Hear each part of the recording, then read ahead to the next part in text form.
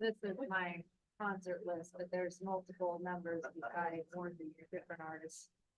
And Are those the concerts you've been to or the ones you want to go to? Ones I've been to, and that's just, I started this 4 or 5 years ago, so that what I can remember, I can't swear for sure that I have all that.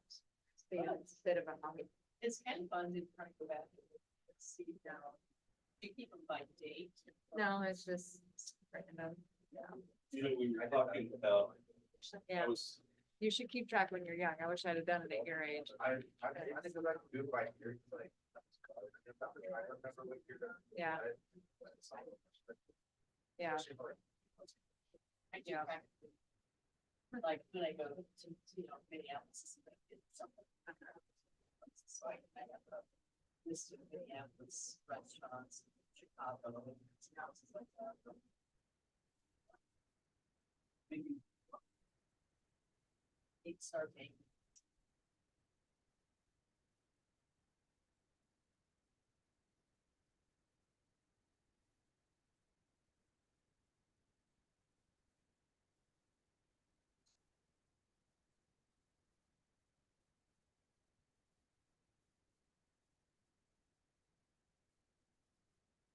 That's. No. Bill.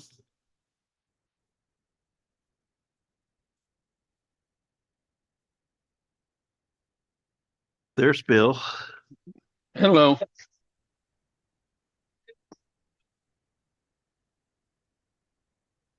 Your nose looks good. Well, it feels terrible, but I'm glad it looks good.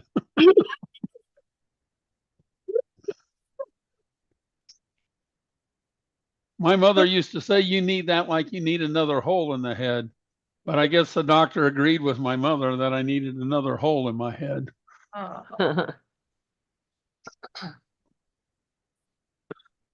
Sorry, I'm not there in person. That's okay.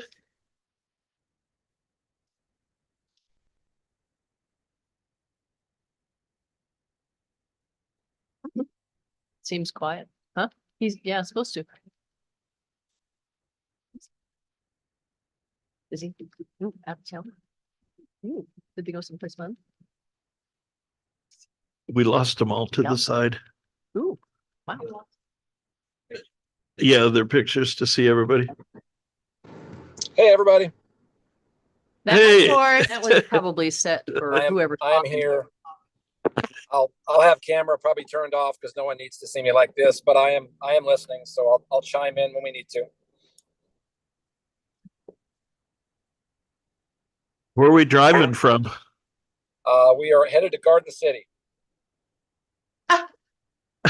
That's my hometown. Well, What are you going to do in Garden City? stay the night. That's it. Yeah. Headed to Colorado, and Garden City is the stopping point. Right? Good.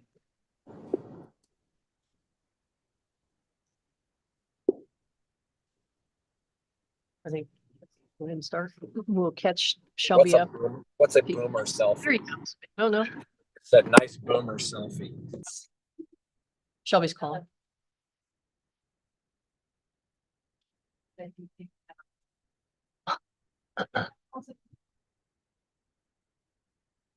Does the Zoom need to update? No. Shouldn't need to. Mine had. Can to he update call in? yesterday. Can he call in using it?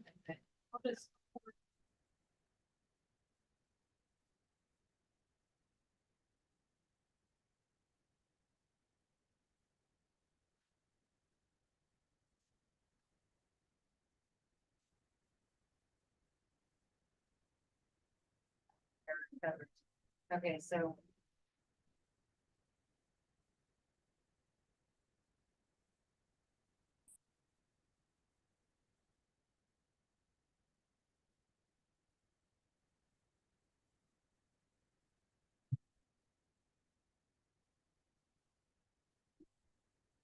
Let that out to the, just a discussion item for tonight. Are you gonna be able to get in? Or He had emailed Linda about it. And then we've got the information. Yeah, so you just want to make sure the motion gets made to get that. Discussion. It will, yeah. Okay, they said it will be a good. Yeah, it'll be 8C. Okay. They want me to want to. That may be the problem. Better man than me, I'm not sure I do trying to.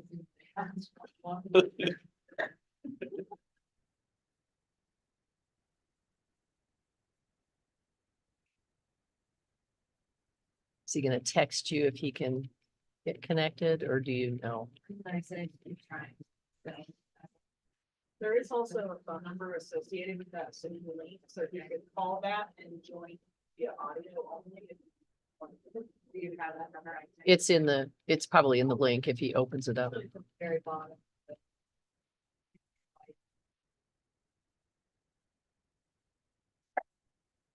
He may have to click on the notes from that invite.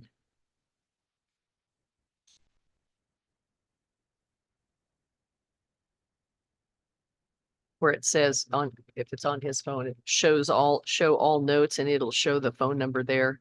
One tap mobile that he can hit.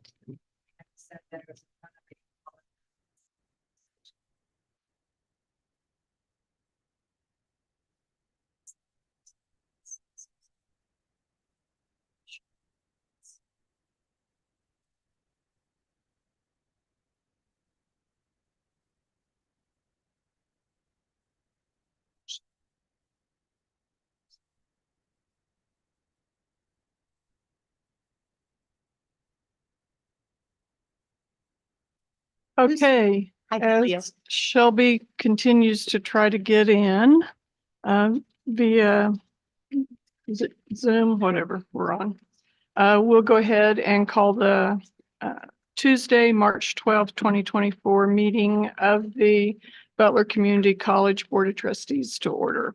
If you'll all please join me in the Pledge of Allegiance. I pledge allegiance to the flag of the United States of America and to the republic for which it stands, one nation under God, indivisible, with liberty and justice for all.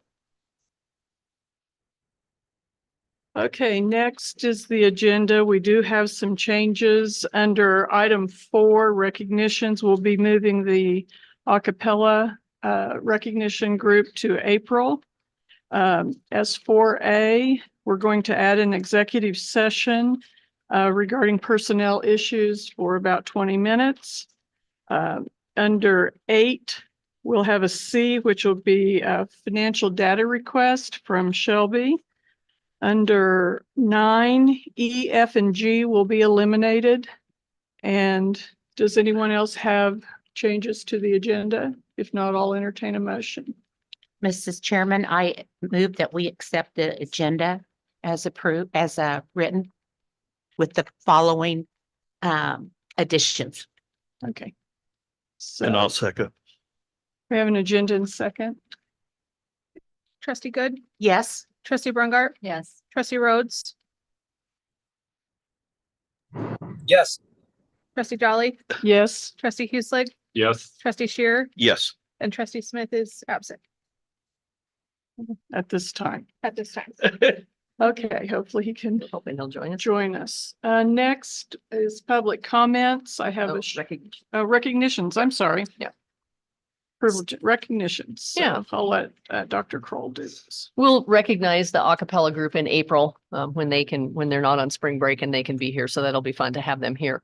I want to recognize Dr. Oman. She's connecting by Zoom, a little bit under the weather today. So she's not in the room with us, but we've worked with Motomatic the last few years, and Jessica was asked by Motomatic, which is a national organization, to be on their advisory board, to be a community college representative on their advisory board. And I think that that's really a neat opportunity for her to have a voice on that board and to be a representative from Butler to be part of some of those discussions and understanding the work that Motomatic does. So Jessica, I want to say congratulations to you and recognize you. She was just in San Diego a week ago or 2 weeks ago as San part Francisco. San Francisco. It was one of Yes. those sand places. We knew that. California, but anyway, had an opportunity to be at the advisory board meeting. And so we're excited for her to participate in that and bring great information back to Butler. So congratulations, Jessica. Thank you for Thank doing that. you. Thank you. I appreciate it. And then I also have recognitions for Monica Zavala and Jamie Williams, who are both involved with academic advising. They did a presentation at the Global Community for Academic Advising Regional Conference the end of February in Acada. And so we want to again thank them for their commitment to presenting information and being engaged. Our advisors are and admissions folks are very engaged at the state and the regional and the national level in presenting information, but even going to conferences and serving in leadership roles. And again, that's a great way to get Butler on the stage and the great work that we're doing, but also for them to bring that information back to our folks and, serve as a benefit to Butler. So want to say thank you and congratulations to Monica and Jamie for get their certificates to them. So. He said he could hear. Okay, moving forward, we'll I'll accept a motion for an early exec session to discuss personnel issues. Madam Chairman, I move that the board recess into executive session to discuss confidential employee information pursuant to the open meetings exception for personnel matters of non-elected personnel, which if discussed in open meeting might violate their right to privacy, and that the board, President Kim Kroll, Dr. Heather Rinkenbaugh, and Dr. Phil Sperry be included. The executive session, about 20 minutes. Okay, do I have a second? I'll second. Okay, Yes. Trustee Brungart, Yes. trustee Rhodes,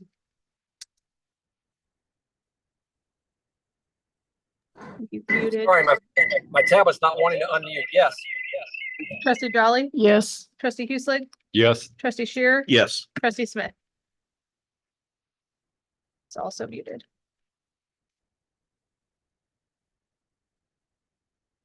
Has he been able to connect? Shelby, are you muted possibly?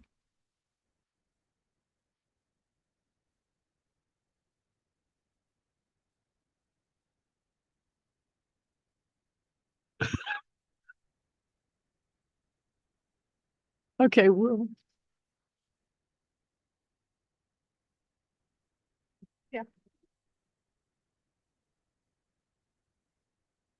I could say, Shelby, can you hear me now? There we go. Yeah. Okay. Now we can. I'm literally standing in the ocean, but yeah, I can hear you now. Thank you. Okay, we just had a vote on going to executive session and it's Yes, to you. yes, I motion yes. Yes. Motion passes 7-0 and we should hopefully see everyone back in about 20 minutes.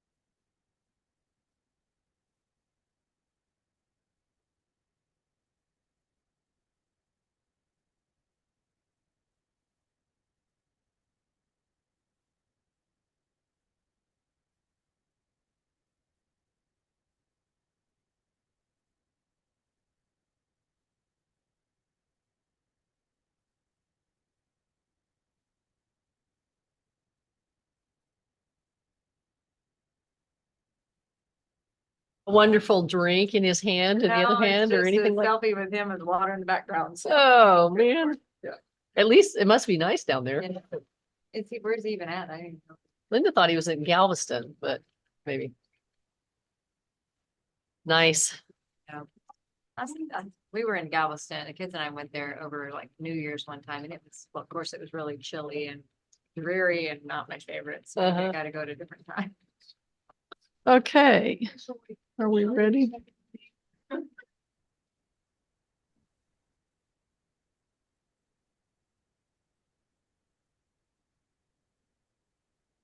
Okay, we'll go back to our regular session. We did go into executive session at 4:42 and we were completed by 4:54.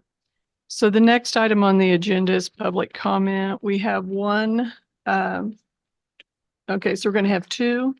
Any other people wanting to speak? So we're going to have we have two requests for public comment. I'll read a short statement before you begin. The general public is welcome to address the Board of Trustees under the public comment section of the regular board meeting agenda. Public comment should be germane to the business and activities of the Board of Trustees. The public is also welcome to address the Board of Trustees during the public comment portion of any special meeting agenda, but the public comment at the special meeting should be related to an agenda item of that special meeting. Personnel issues are prohibited from public comment. The board chairperson will ask visitors wishing to make brief comments to identify themselves and the topic they are wishing to address. If several members of one group or organization wish to speak to the board concerning the same item, the board chairperson may ask the group to identify a single spokesperson of the audience to speak to the board. The board will take no action during the public comment period of the board meetings. However, it will take the matter under deliberation and, if appropriate, direct the president to follow up with a written response and report at the next regular board meeting. So, how many minutes? We have, well, Rhonda, you can introduce yourself. You have 5 minutes. Okay, good afternoon, Butler Grizzlies. I'm Rhonda Thomas, full-time accounting, finance, and business faculty, Butler Community College Education Association member. During last month's meeting, I presented an olive tree as a peace offering in hopes of edging towards one Butler through contract resolution. At the end, I said we'd wait to see your response. Unfortunately, we haven't received any word from you. Therefore, I'm returning to follow up with additional commentary that is a little more insistent in resolving the current professional employee contract impasse. Ironically, this is spring break 2024. And instead of rest and relaxation, we are compelled to be here to advocate for ourselves as the contention continues. Next week on Friday, March 22nd, when Butler administration and staff receive their full monthly income, we will be receiving earnings based on last academic year's contract, while our 6% COLA defers into its 8th month of arrears. A side note, when retroactive amounts are finally dispersed, income withholding amounts will be much more larger than normal. Yet another reduction of our purchasing power of disposable income, previously mentioned by economic professor Chris Estes last month. Please know that the courage to express my views would not exist if it were not for the tenure protections set out by the 1974 Kansas Teacher Due Process Act, KSA 725436.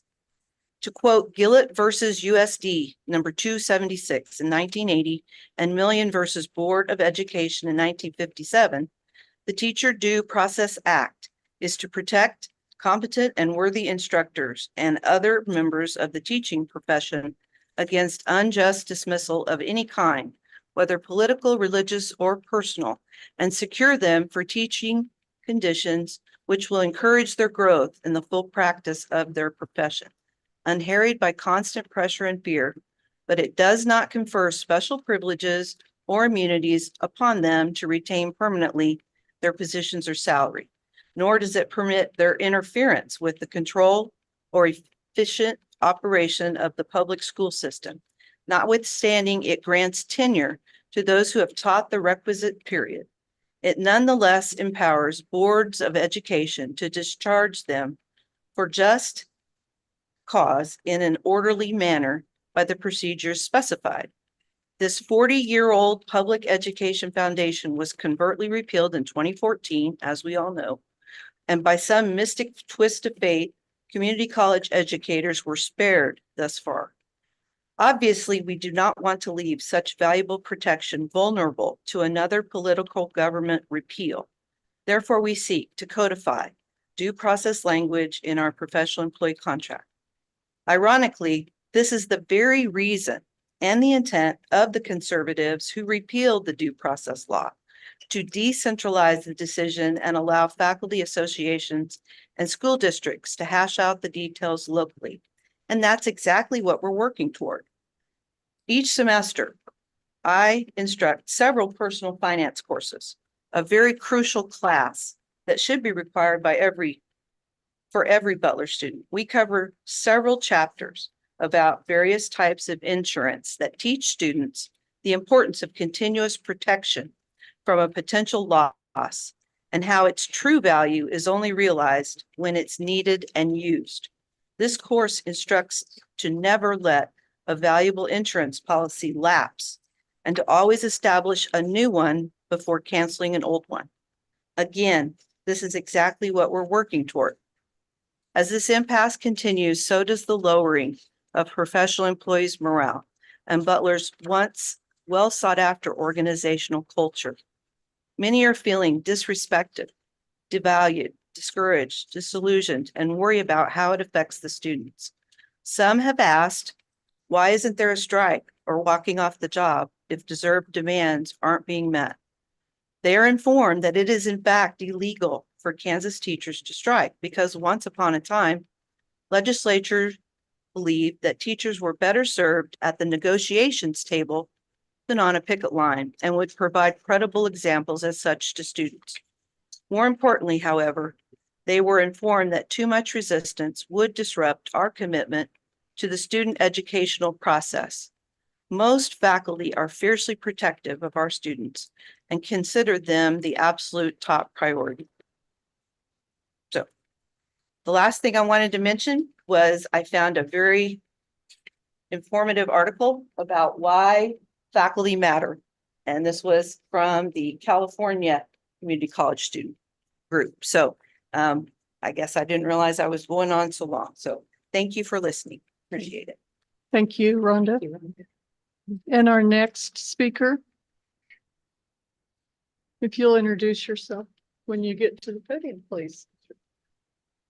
Good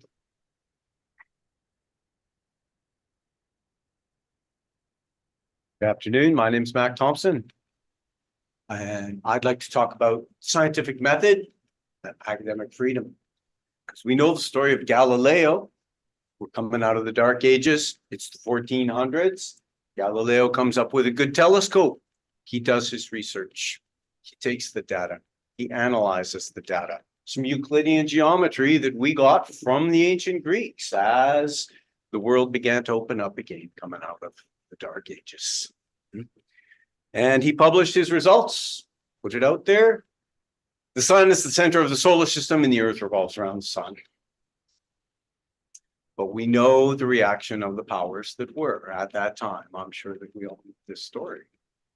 The church, and I'm not putting any blame on the church, but there are some obscure Bible verses in the Old Testament that imply that the earth is the center of the entire cosmos. As a matter of fact, there are verses that insist that Jerusalem itself is the axis around which the entire cosmos rotates.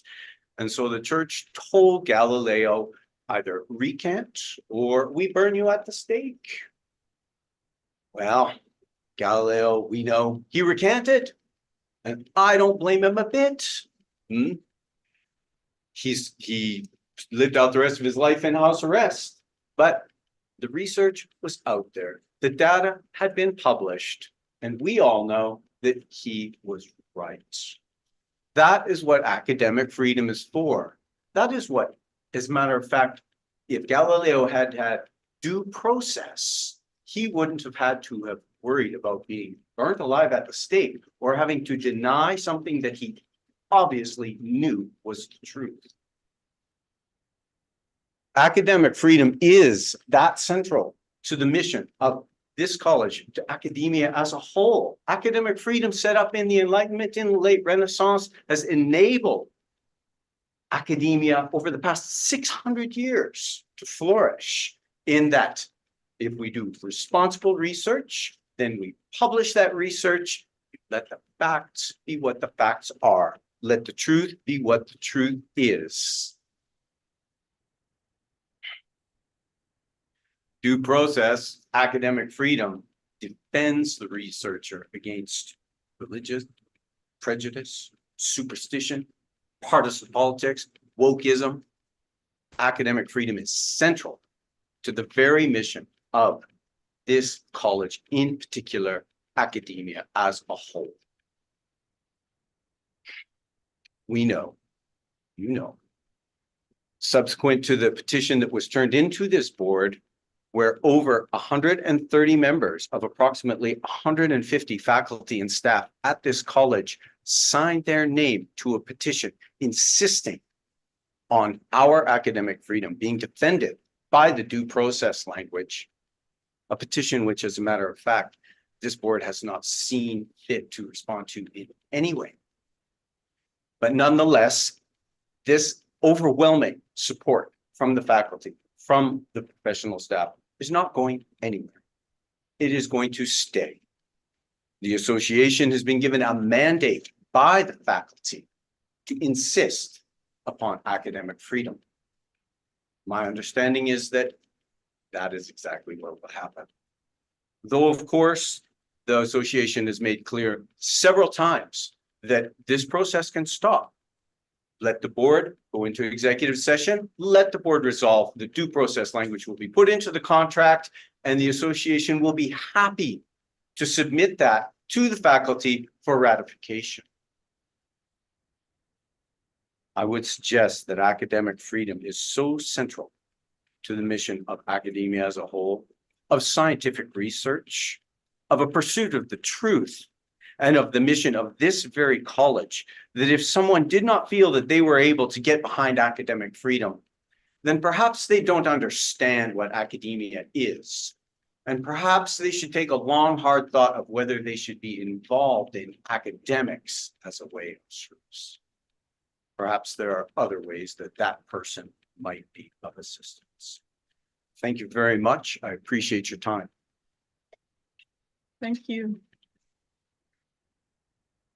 Okay, moving forward, we have standing reports, and I don't know that Emily Hernandez is not here, but this is spring break, so we probably wouldn't expect her to be around. Operational staff report with Zach Kennedy.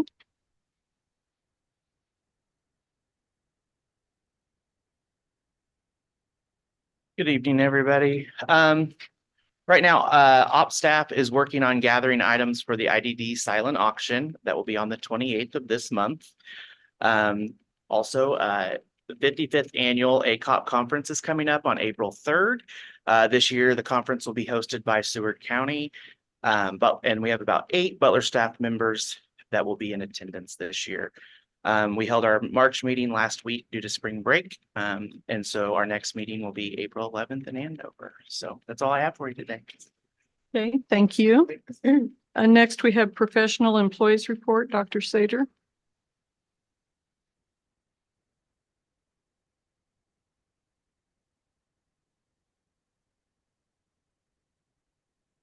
Thank you.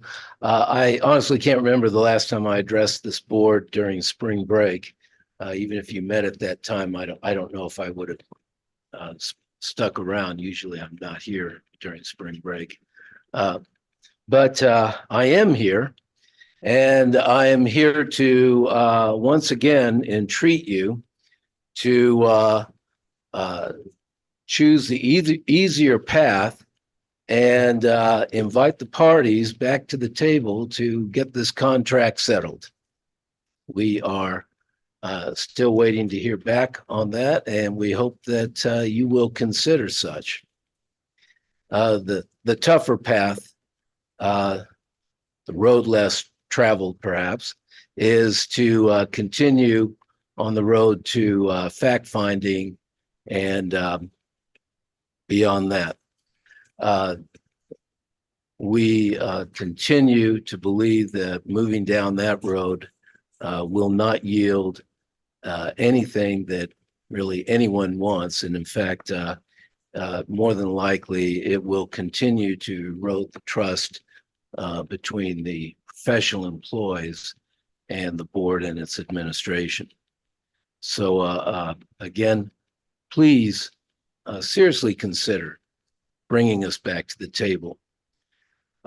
Should you decide otherwise, should you decide to continue on the path to the fact-finding hearing and beyond, we've already announced this to our colleagues, and I'm announcing to you tonight that out of respect for the process, we will accept whatever the fact finder's recommendation is. And having said that, I now challenge the board to make the same public announcement that the board will accept whatever the fact finder's recommendations are, out of respect for the process of negotiations that we have both entered into in good faith. I wish you a happy rest of the week, and I know I'm going to try my best to get back on the spring break myself. Take care. Okay, thank you. Board Finance Committee report, either Mary Martha or Dave. There wasn't much to report. If anyone has any questions, we'd be more than happy to answer them. Basically, everything is in line and following along budgetary guidelines. Any questions? Okay, if not, we'll go on to the foundation board report. Forrest or Kim? Hey, good afternoon, everybody. I've got that here. So the portfolio performance, Bank of America presented their performance numbers. The market value of the foundation's endowment is $15.5 million, which is an increase of about 0.6 million from this time last year. So the endowment has grown. The board met last month for their quarterly meeting, and the board approved a distribution of 6% of endowed funds, which totals $832,577 to the college for scholarships. This is an increase of $32,000 from last year. The board each year looks at approving a scholarship number that's either 4, 5, or 6% of funds, and this is the 6th year in a row that the board has agreed and approved a 6% distribution. So it's just great news. It's more dollars being made available to Butler students for scholarships. And then a shout out to the foundation. They were able to raise at the Butler benefit auction. They raised $263,000 through this year's event. 74,000 of that was raised through what's called pure philanthropy, which is simply cash donations. It's not an auction item where you're purchasing something in return.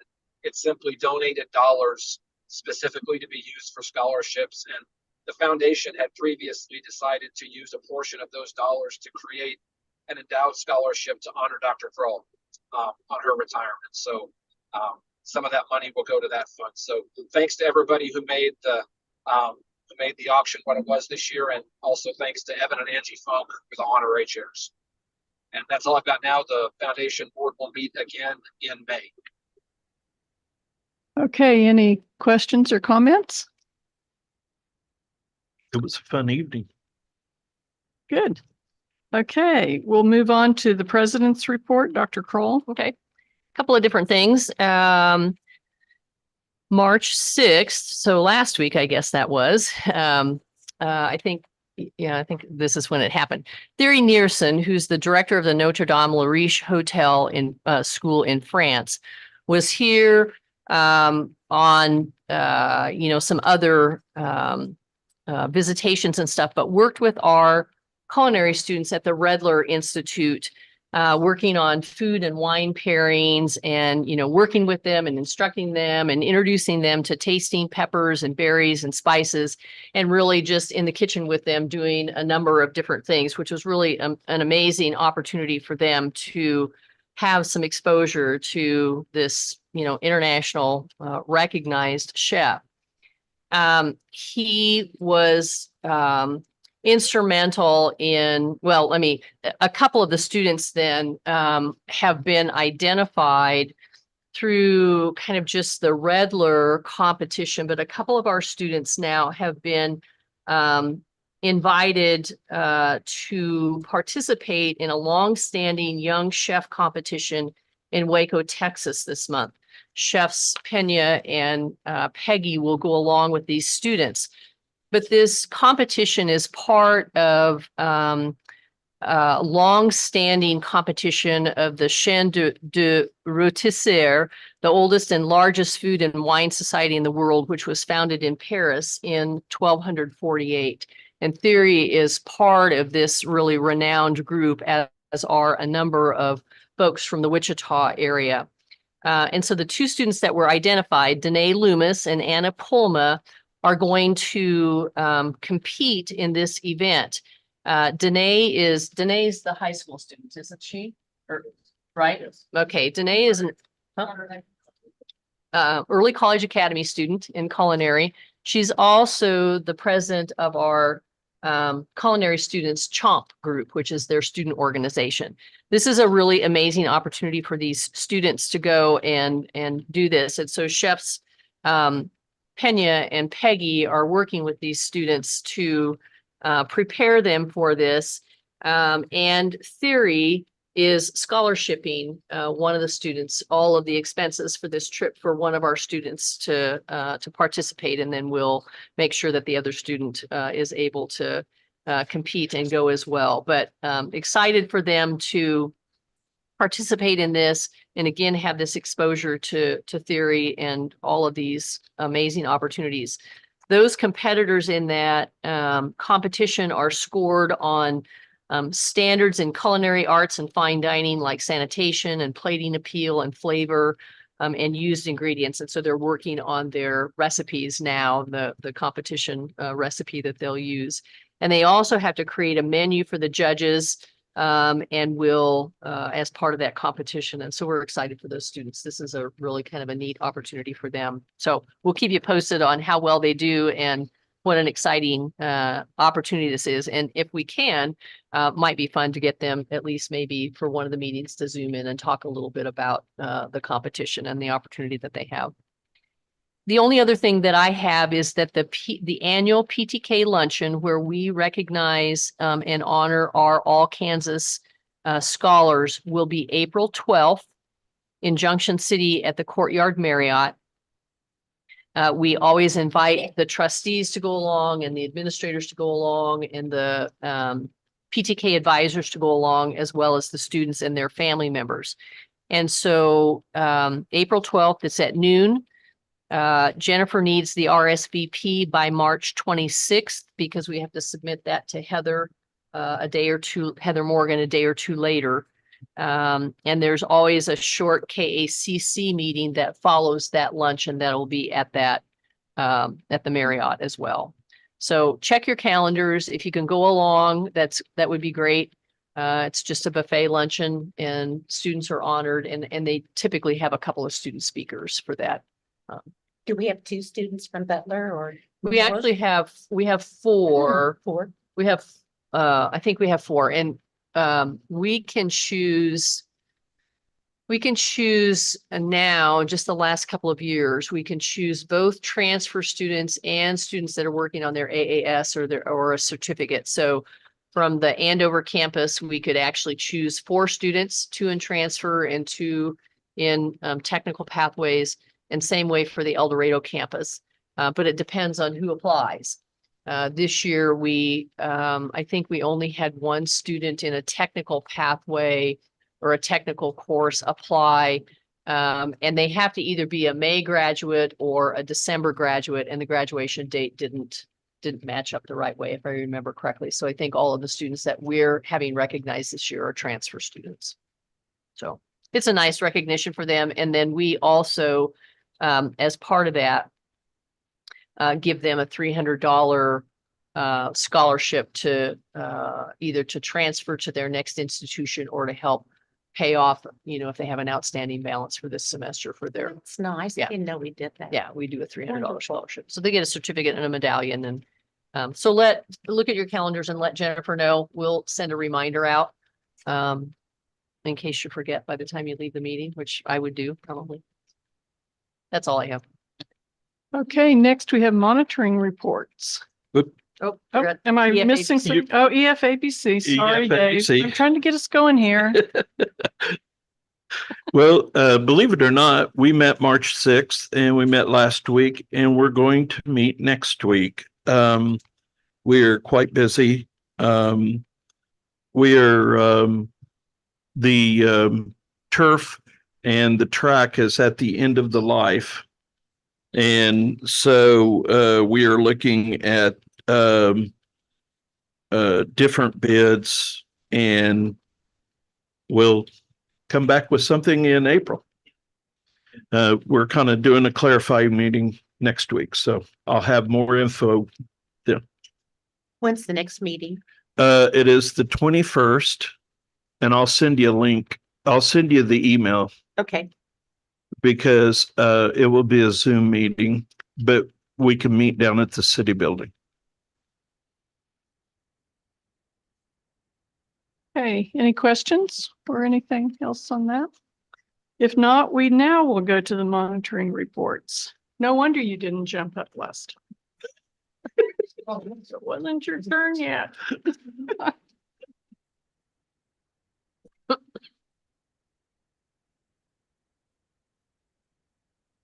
Well, good evening, everyone. I'm Dr. Julio Guerrero, and I'm the Dean of Health Education and Public Services.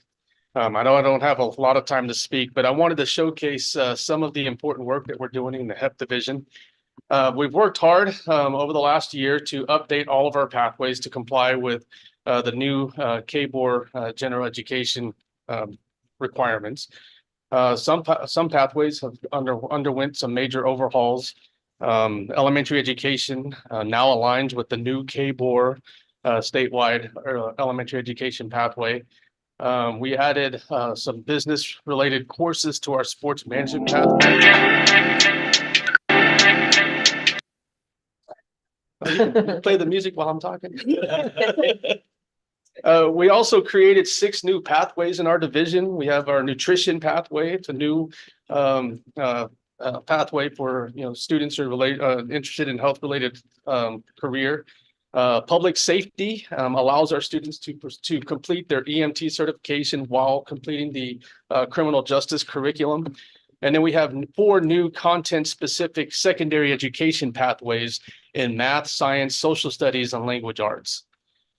We partnered with the Kansas State Department of Education on a new teacher apprenticeship program to help paraprofessionals serving at school districts to pursue their teacher licenses. We've signed articulation agreements with K-State, Southwestern, and have other additional agreements underway at Fort Hays, Emporia Friends, and Newman. Students have successfully completed a 3rd straight Fire Science Academy. And then support from you, the Board of Trustees, has allowed us to complete other projects as well. KBOR has approved our proposal for revisions for early childhood education, our AAS, early childhood certificate, and our early childhood business administration certificate. Our nursing, allied health, EMT, and AEMT students have engaged in clinical experiences at several clinical sites throughout Butler County and across the state of Kansas. 28 high school students have received a scholarship for tuition and student fees thanks to your support for the Butler WSU Teacher Education Grant. We serve the city of Augusta Department of Public Safety by offering an EMT class to 12 of their personnel. And you approved the hiring of, and you approved the hiring of 5 new faculty members and an administrative assistant who have all been excellent additions to the HEP division. Kathy Gray in early childhood, Joe Menadu at EMT, Catherine Rasmussen in nursing, Linda Gimler, nursing at Sybil Rockhill, nursing, and Andrea Wilcox, our administrative assistant. Finally, I'm going to end with nursing. First, nursing has undergone accreditation visits from the Kansas State Board of Nursing and the Accreditation Council of Education and Nursing over the last 2 years. And both times they received excellent ratings or reports. So I want to recognize the entire nursing team for all the hard work they've done over the last couple of years. Finally, thanks to your support, our nursing program at Butler Winfield is in its 2nd semester. We had 8 students enroll in our inaugural class in the fall, and we're preparing for our 2nd class this fall in 2024. We're also finalizing plans for a simulation lab at the William Newton Hospital in Winfield. So to show you progress of what's going on in Winfield, we have a 2.5-minute video for you. So now you can play it.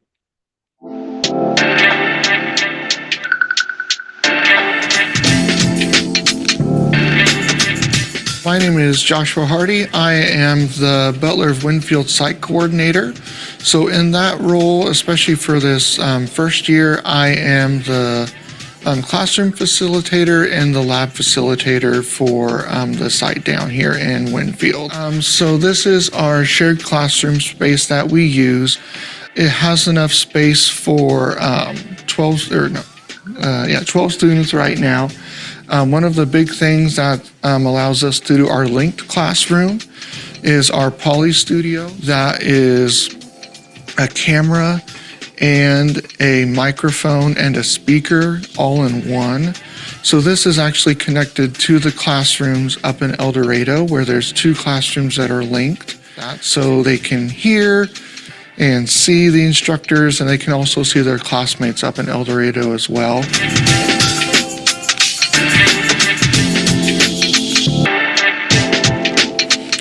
We also have an office space down here. So this is what's actually designated for the office space for Butler. So if the students have to do a proctored exam, they can make an appointment with me to actually test down here, so they don't have to go up to El Dorado or Andover to do that proctored exam. Next, I'm going to take you into our shared lab space. So in this lab space, there's 4 beds with 4 low fidelity mannequins, but it does allow students to do basic skills such as Foley catheters and injections. Like even today we did that with those students. We also have scanners available for students to do medication administration on the MAR. My name is Joshua Hardy. I'm the Butler of Winfield site coordinator.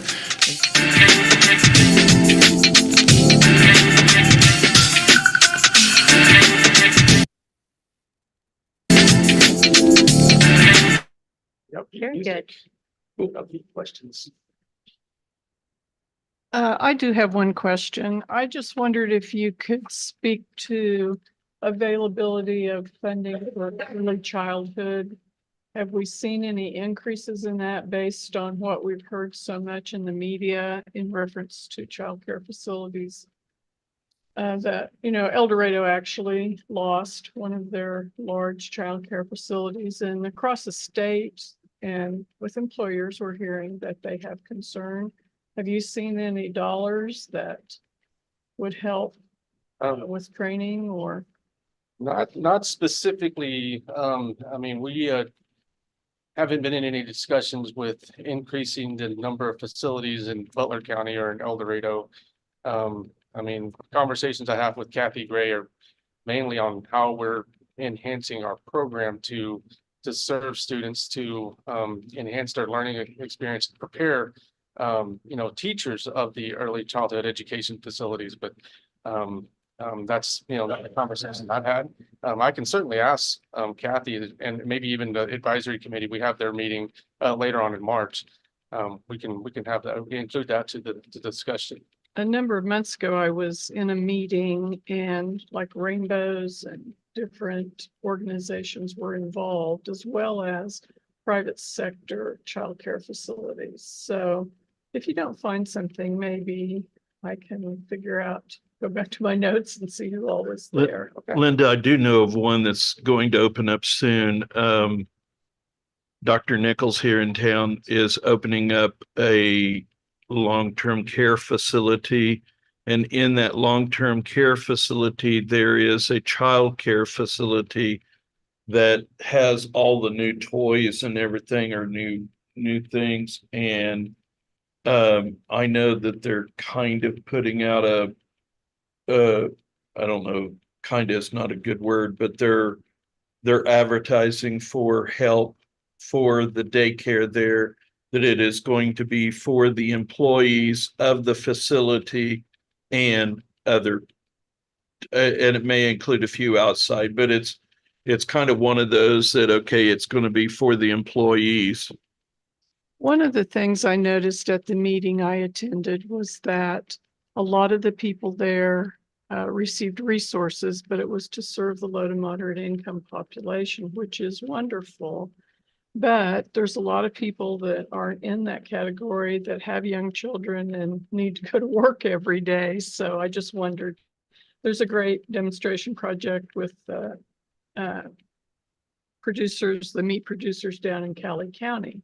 They built their own facility for their employees. Of course, they have a lot of employees too, but I just offered that. And if I could help in any way find some of the connections, I'd be happy to.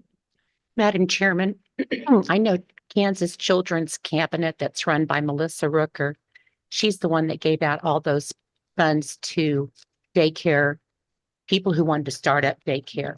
Nick Ingalls just got awarded one, and a pretty big one. I mean, what was it, 300,000? I'm not sure. That's what I was going to speak Yeah. to as well, that we actually met with Nick and his team at their facility in Towanda or in Benton. About a potential partnership, and, you know, helping educate their students. They have to do continuing ed, things like that. And then we did write a letter of support for his grant to put a facility here in El Dorado. That's a Well, pretty good size one too. It would be nice to see some scholarship dollars for the people that, you know, to go through training to be able to accept the jobs. Some people work there Yeah. because they have one child and they need childcare, and the only way they can get it is to work at a facility that'll give them free childcare for one student or for one child. So I know it's a big problem. We are hearing employers ask about it. So We're having one excellent teacher in the high school is resigning because she can't find daycare and will be staying home. So, for the 5th year, I'm going to ask this question, and maybe one of these days you'll come back and say, we've got a dyslexia class working. I really, truly want us to work on that, on creating a class on how to teach kids with dyslexia. It is common, it is needed, and there is training to be done for that person, but we really need, I think that would help our teaching careers. It would enhance them. There's increased conversation. Heather Morgan reported on it last week in our president's meeting, that there's work being done and sort of research being done. And I've had conversation with a couple of different people, movement towards the science of reading, and that platform for education, which is very effective for students that have dyslexia. So there's some conversation that's happening at the state level about embedding those, requiring those types of courses to be embedded in, you know, early childhood education and elementary education pathways and stuff like that. That came out of the we'll know. special ed committee that they had last year. That was one of the recommendations, Yeah. but there's only about 2 groups in the United States that I know of that really teach teachers how to teach kids with dyslexia. Yeah. Fundamental Learning Center does. And then That they do a method, Yeah. and that's one of their proven methods. Yeah. Mhm. so we're starting to look into it a little bit. My oldest son is dyslexic, and the lady that tutored him all through grade school was trained by the Fundamental Learning Yeah. Center. I think the statistic is 1 in 5. We went to One the in state. 8, yeah. Is it 1 in 8? Mhm. Yeah, so we went to the state back then when he was in 2nd or 3rd grade to try to bring awareness to it. So I agree. It's It's long Very- past overdue. yeah, I'm thankful we had the resources we did, but we had to fight with the school to allow him to leave. The only time they would allow him to leave to go get his required tutoring was during his recess and lunch break. Mhm. It was so frustrating. So he missed out on anything social and still had to attend their math and their reading classes. Just last year, Kansas has finally let us put that down, that they do have dyslexia. Yeah. Before we had to do that, they had a reading disability. We could not name dyslexia anywhere. They were so scared they were going to have to educate the child then for that disability. Very sad. Okay, well, Write that down in black ink, please, Julio. Thank The you. yellow highlight. definitely share this information or the question with Casey and Jenny. It might be an opportunity for us to be innovative. You know, I think it would truly help.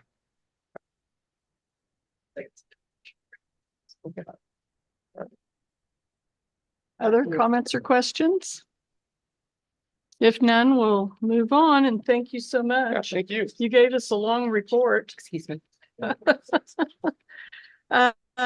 Next is board strategic discussions, and we have the National Fitness Campaign Fitness Court Studio, Bill Rinkenbaugh. Well, good evening. You have the report that I shared with you. We were contacted back in October about this potential with the National Fitness Campaign. And as we worked through it, we ended up finding out about a $50,000 grant that was available through Blue Cross and Blue Shield. Kay Counts, our grant writer or resource development director, applied for that grant and we received that. So we've been moving forward. We looked at a partnership with the city, but that wasn't in their plans. This is not in competition with the YMCA that's in town. I reached out to Daniel McCoy, but I've not heard back from him at this point. But this is basically for students on our campus, or the public can use it, obviously, because it's an outdoor space. The studio portion of it is just a flat space that's covered with some I can't even remember anyway, it's covered. It's covered so it'll stand the test of time and maintenance. And the studio can be used by the fitness courses for yoga, Pilates, that kind of thing. And our dance folks can also use that space. So it's both for our students in the classroom and then for just outdoor fitness and recreation for our student personnel, or student body. And I'm happy to answer any questions. You've got the makeup of the material, whether it's, anyway, you've got the makeup of the material and then the cost, the estimated cost for that. So Bill, are all the items stationary? Yes. Or are they movable? All of the items on the court are stationary. There are some rings that are attached to the wall that people can use to pull up and pull out and use their own body weight for weightlifting. You can kind of hard to see them on those pictures. Yeah, I see them now. The pictures that I've shown are from the Independence Court that was opened up in October. And I mean, it was in pretty good shape. I mean, there's been no graffiti or no damage to it in the time that it's been out there. I also took pictures of the one in Coffeyville that's been out there. And it's been out there since July and it was in about the same shape. If you look at the bottom photo, that's what's at Central Christian College in McPherson. And that's what the studio side of it looks like.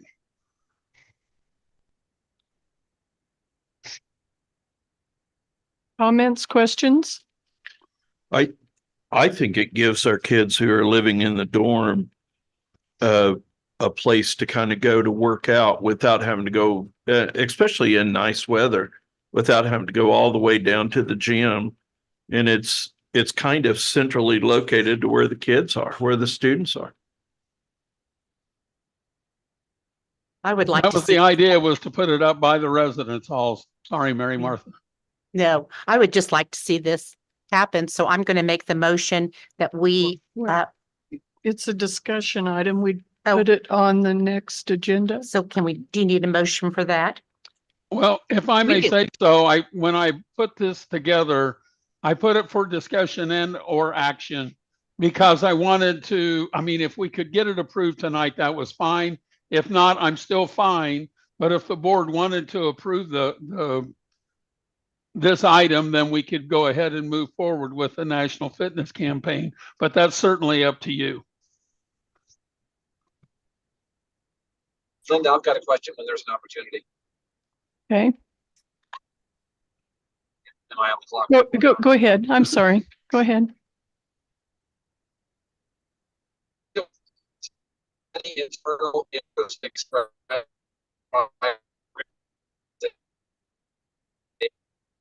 Yeah, you're not clear to us, Forrest.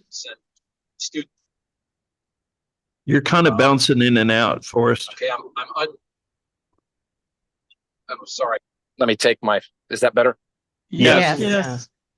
Okay, sorry about that. So my question was there any expression of interest by our students in having something like this before this organization came and approached us? I know the materials talked about, we asked students if they'd like it and they all said yes, which it's easy to say, yes, I'll do something if you put it out here for me. What was there any internal interest in this before this organization approached us? No, to be honest with you, Forrest, I had not heard of the National Fitness Campaign until they reached out to us. So the answer to that is no. Okay, thank you. Other questions or comments? Yes, I would assume this is something that would just kind of fall under whatever insurance policies we already have as far as liability or anything like that. Especially Yeah, if general that's public is able to get onto it. That's correct. We checked with our insurance carrier and it would be covered under our liability insurance at no extra cost as an outdoor fitness facility. Is that no increase of cost like guaranteed into the future? Because I'm just saying, someone breaking their leg on there that's in the public, pretty sure would change that, but. Well, in talking with Will from the National Fitness Campaign, these have been in place for 30 years. They've not had any kind of lawsuit over any kind of injury for their outdoor fitness facility. Hey, Shelby said he's trying to talk.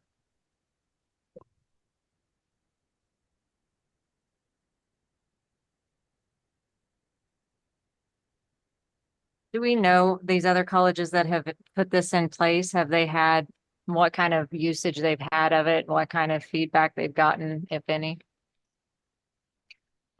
I talked to both presidents. Garden City has one on their campus. I talked to Ryan Ruda, and he said that they've had, positive response. He said that they see, and Marlon Thornburg at Coffeyville said the same thing about the one in Coffeyville.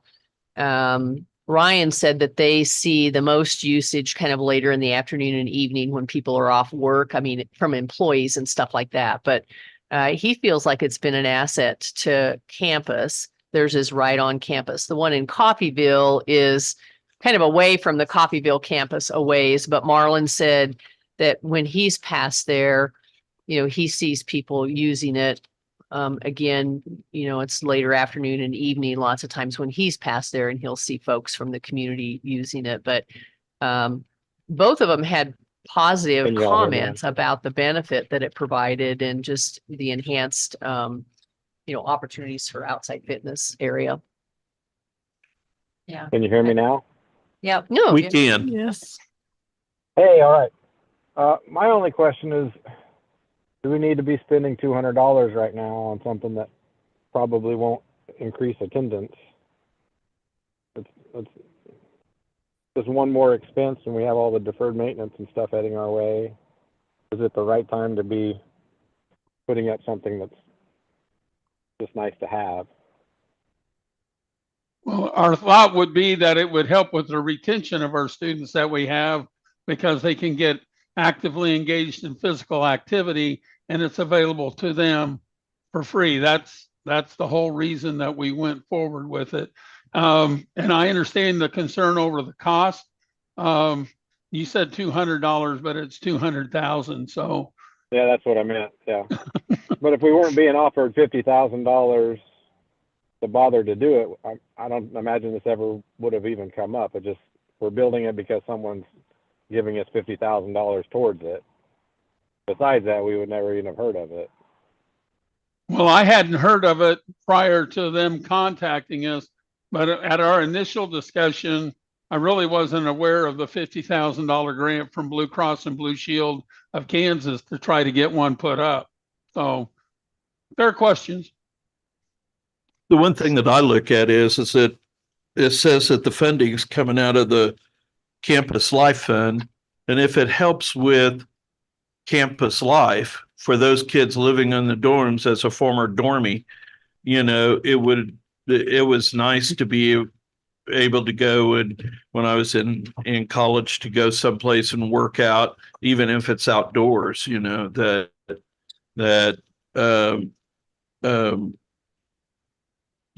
everybody has the resources to go to the YMCA, and with basketball, volleyball, and everything that goes on in the 500 building, those gyms are not readily available.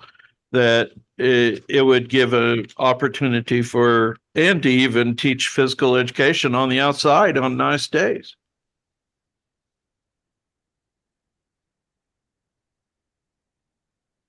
Bill, tell me this, how many kids use the sand volleyball court? We use it for intramurals, and there's usually 4 or 5 teams that do that. I mean, students, I've not seen a lot of students go out and use that just willy-nilly or do pickup games or that kind of thing, but we do use it for intramurals.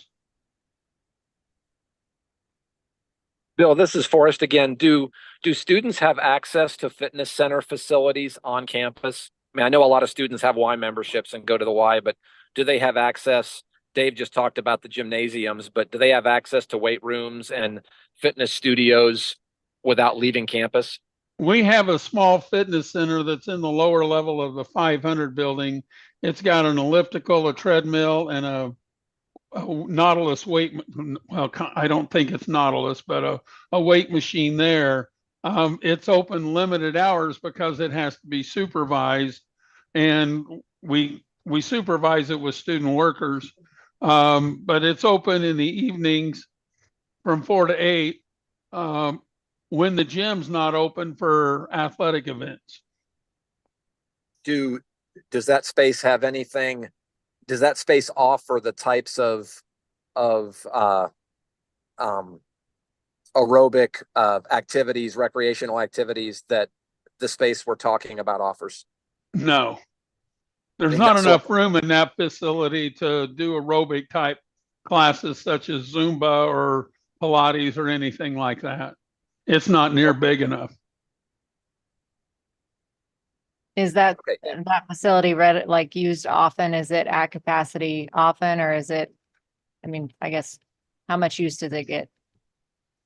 I'd have to go back and we keep track of the number of students that go in there. I don't have that number available right now. I don't know. And does our YMCA offer a discount to students or anything here in Yes. town?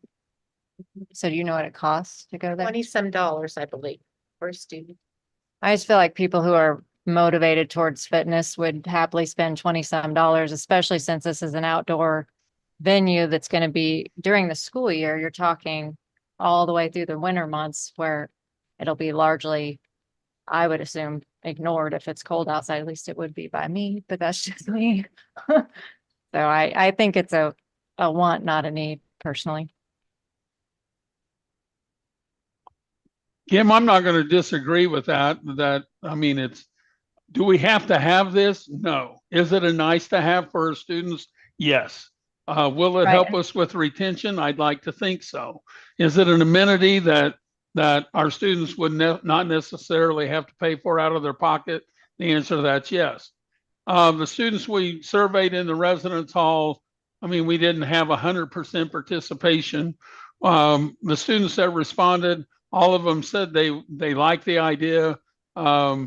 55 of them said that they would use it. 55 out of how many?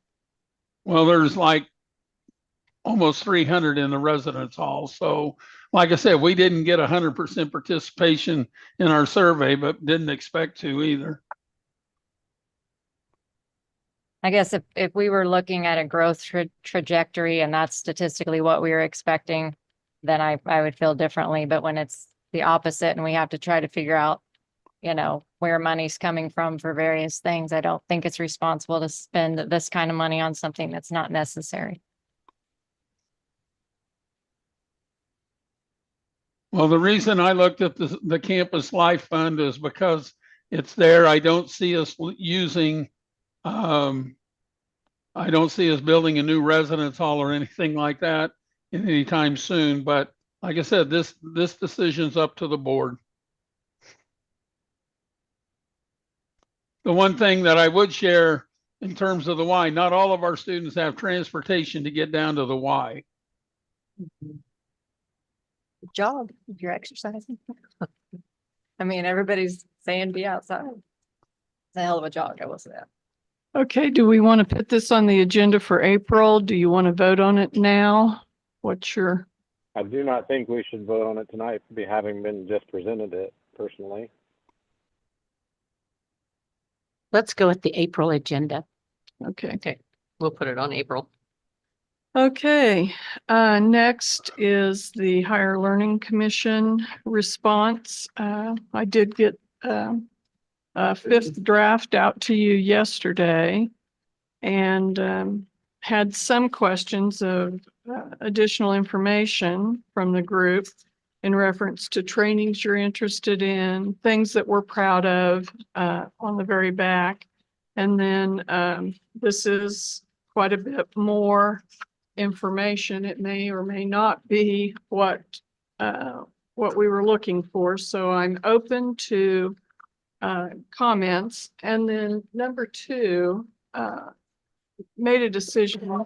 We'll have our work session on the 25th of March, and hopefully changes that you want made can be inserted even at that time. We could make adjustments and then hopefully we can vote on this then, because that'd be the 25th. It's due the 31st. So I know some of the things that I put in here could be considered potentially offensive, but it's kind of the way I saw things. So I'm open to suggestions or changes. I'll just say that, and it doesn't hurt my feelings. And then Dr. Speary, I don't know if you've had a chance to see this and what your comments would be. Linda, I thought you did a very nice job on it. Very nice. You asked for things to, wish I had a copy of it in front of me. Let me pull it up again. Do you want us to make copies that you can see? That'd be wonderful. Do you mind? Thank you.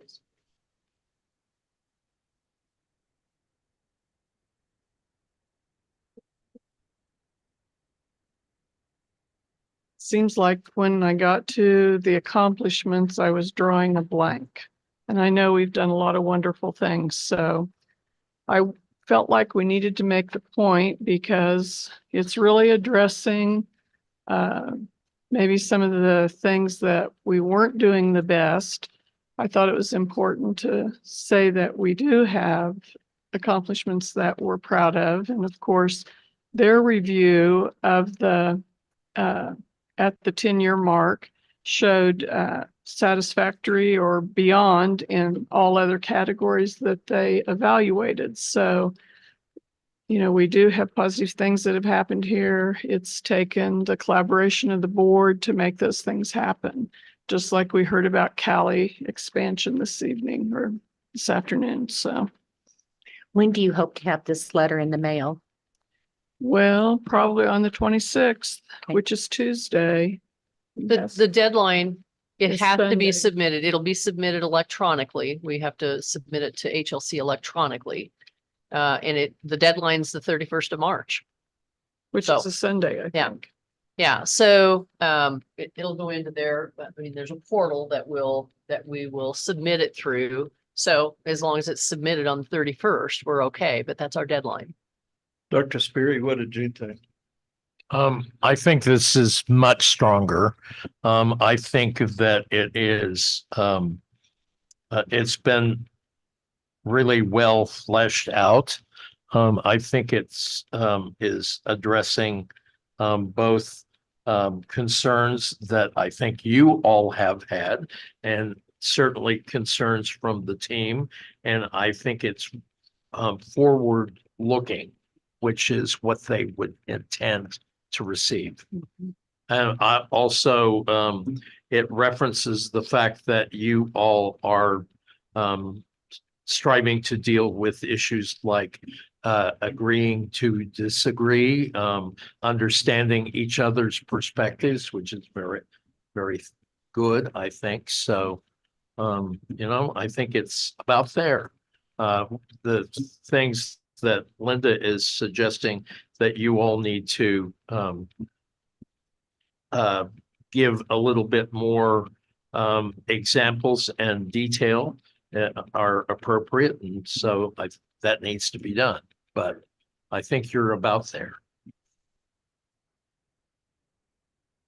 One of the things I noticed was shame on me, didn't look at my book, our agenda in total until yesterday. And on page 24, there are 5 items listed that would be under the core components of 2C.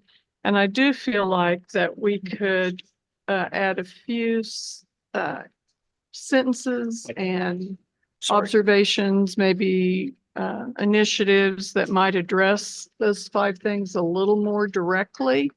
But aside from that, as I said, I felt like we needed, additional training ideas and then things that we were proud of. So One thing that I think that I'm very proud of is that we're going to start up a Big Brothers and Big Sisters this fall. I think that will help with. And that's through the college? Yes. Mm-hmm.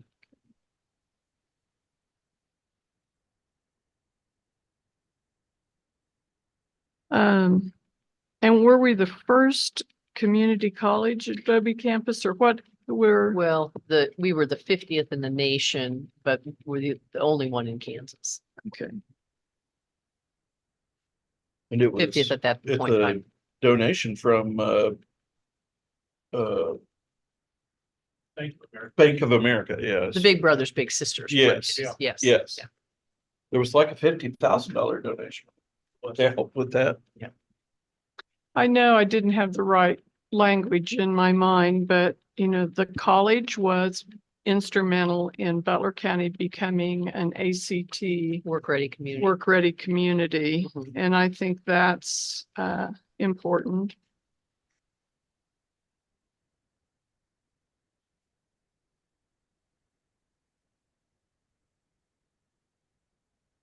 Other thoughts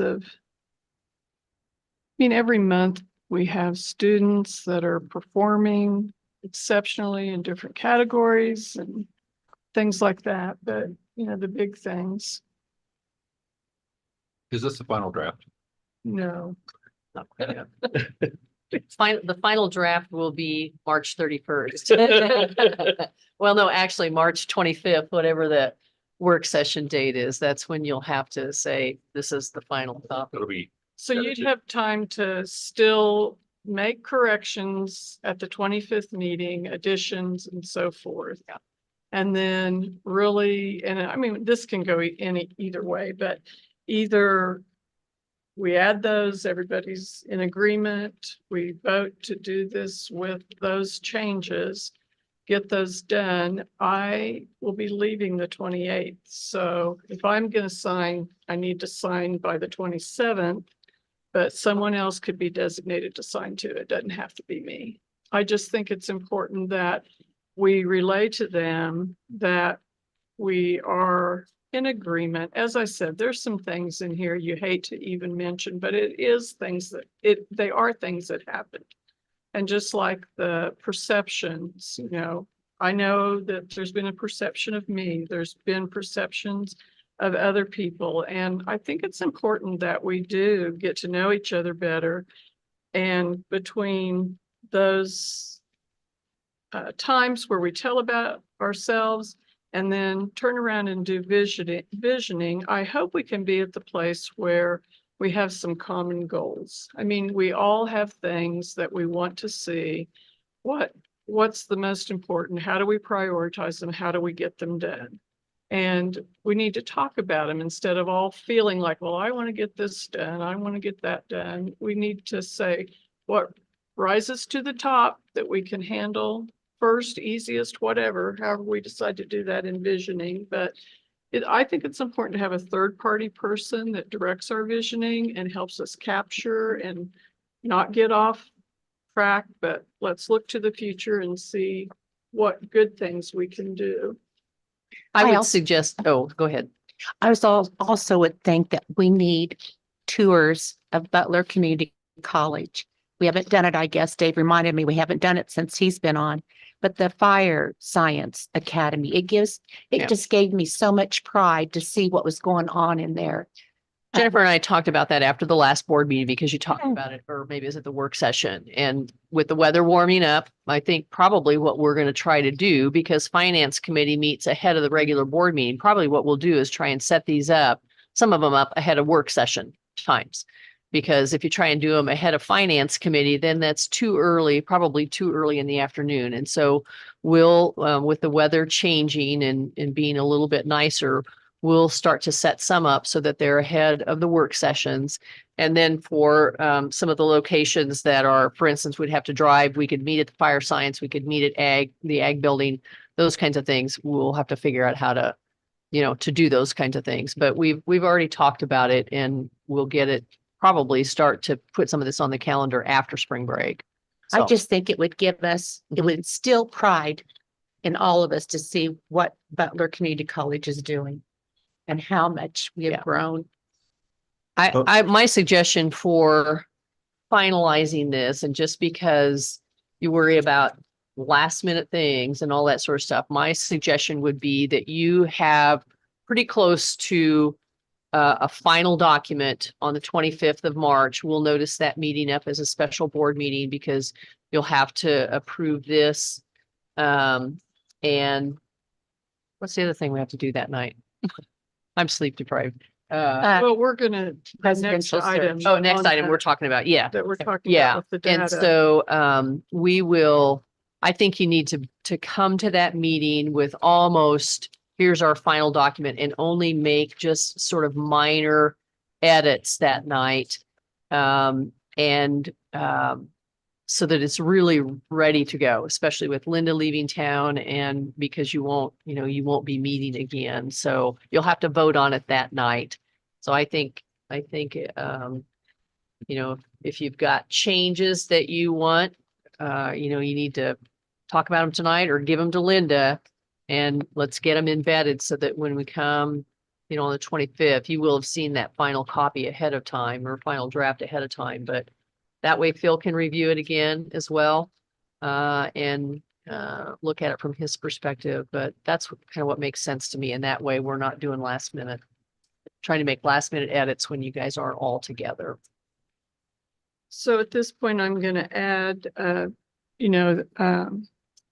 learning more about our facilities and our environment, the Big Brothers and Big Sisters partnership with Bank of America, or with assistance of Bank of America, ACT Work Ready community piece, and that we were the 50th and only Adobe campus in Kansas. 50th in the nation, or if Yeah. there's something else, you can send it to me. Well, I can send you, and you guys may not have been the direct deciding this is what we're going to do, but certainly there's list after list of things that you have supported that have happened, across the college. And so there's a list that I know on the academic side that's been put together of, innovations that have happened in the last year or 2 years. And I'll send you a number of things off of that will show again, your support for what's happening, your, when it talks about the governing board deliberations reflect priorities to preserve and enhance the institution, that would fall under that category. Also would fall under the category of you folks understanding that a lot of these decisions happen day to day, operational, and that you understand that division or that delegation of the day-to-day management of the institution to the administration and the faculty as far as academic decisions, and then you provide the oversight. So there's all kinds of things off of that list that I can send you. I mean, think about the money that's been saved in OERs over the last 2 years. Are you guys the ones developing the OERs? No, but that's an innovation that you support because you want to save our students money and things like that we can embed in this. And even give our students new experiences. Like I'm telling you, when you go to a music concert, when you go to something over there, a play or anything, man, that's a whole nifty experience. Yeah. Going and seeing the our Butler group participating or with Music Theater of Wichita with Wichita Symphony. Yeah. There wasn't Wichita State University over there. It was Butler Community College. And, going over and supporting those things, man, they were fantastic. Yeah. Yeah. So I'll send you some of those things. Just as a point of another item I think would be helpful to you is Butler's participation with the Wichita Area Builders Association, which represents residential construction businesses throughout the area. We held an event down at Century 2 with over 500 high school students attending. They were able to experience construction things like hammering and sawing and electrical blow-ups and all kinds of stuff. But Butler was the only college that was showcased at that event because of our participation with the Wichita Area Builders Association, who sought us out as a partner. So that's a big deal. Yeah, I'll get you that information too. Send me some. I did have one comment. Sure. But I would just like to bring us back to the point. The HLC only gave us one item to address, is that the board understands the difference between their roles and the president. That's the entire purpose of our point, was to agree that we understand those differences. And we're kind of way off track on all this other stuff we do just to fill out 8 pages. But it just, we have addressed that point, but it seems like we're adding an awful lot of filler. If I remember the site team report, and I won't be able to remember it exactly, Phil can help, but they also addressed a concern about faculty involvement in academic freedom. They identified the delegation of responsibilities. I understand all that, but we only had one line item to address in their report, is all they gave us to do. They did mention those other items. I think Phil would say in his experience that what you really need to do is to address any of the concerns that are identified in that site team report. Because they need to know that you understand what those concerns were. Am I correct, Phil? In saying Yes, that? they will have assumed that you have read the team's response and that you are dutifully responding to their concerns. They think I understand that, but us saying, hey, we put on concerts in Wichita is a tangent from what they're asking us to address, is all I'm trying to say. And my reason for doing that, Shelby, is just to say that you've got 3-4 pages of addressing things that have been challenges to us. And I did want us to be 2 things. I wanted us to say we're talking about things beyond what they ask us, and here they are. And number 2, yes, some of these things happen, but we're proud of other things that we were able to do despite the fact that we were experiencing challenges. I totally agree. We need to show pride that each one of us has pride in this institution.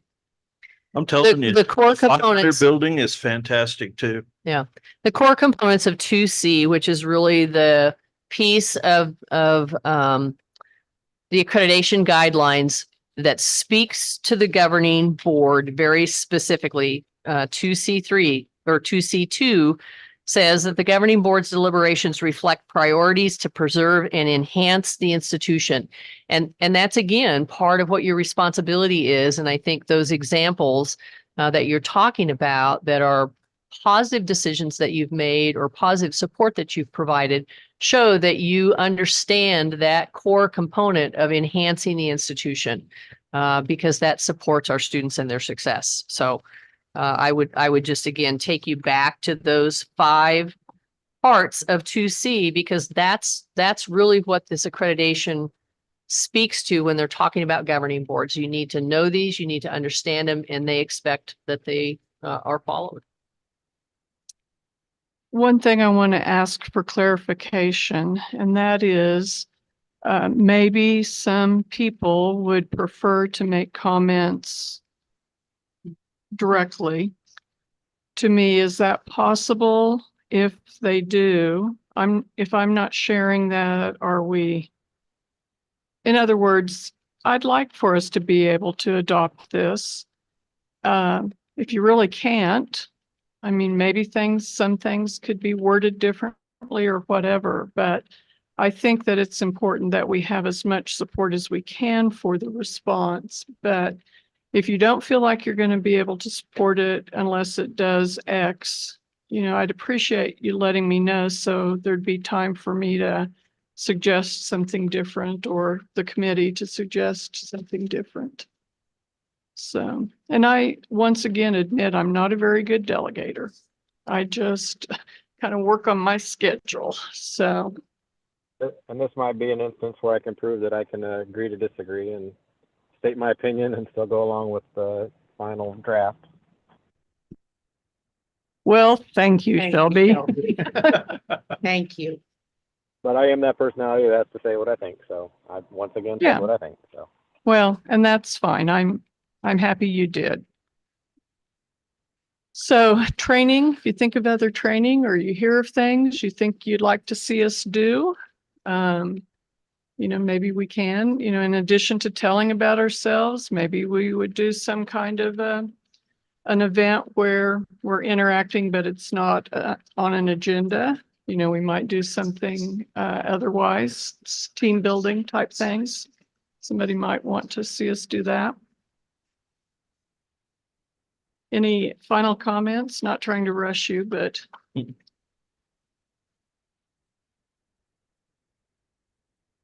Dr. Spear, anything else? Well, just I would tell you that HLC will probably expect a document that would be maybe 11-point caliber. Okay. So that would shrink this down significantly.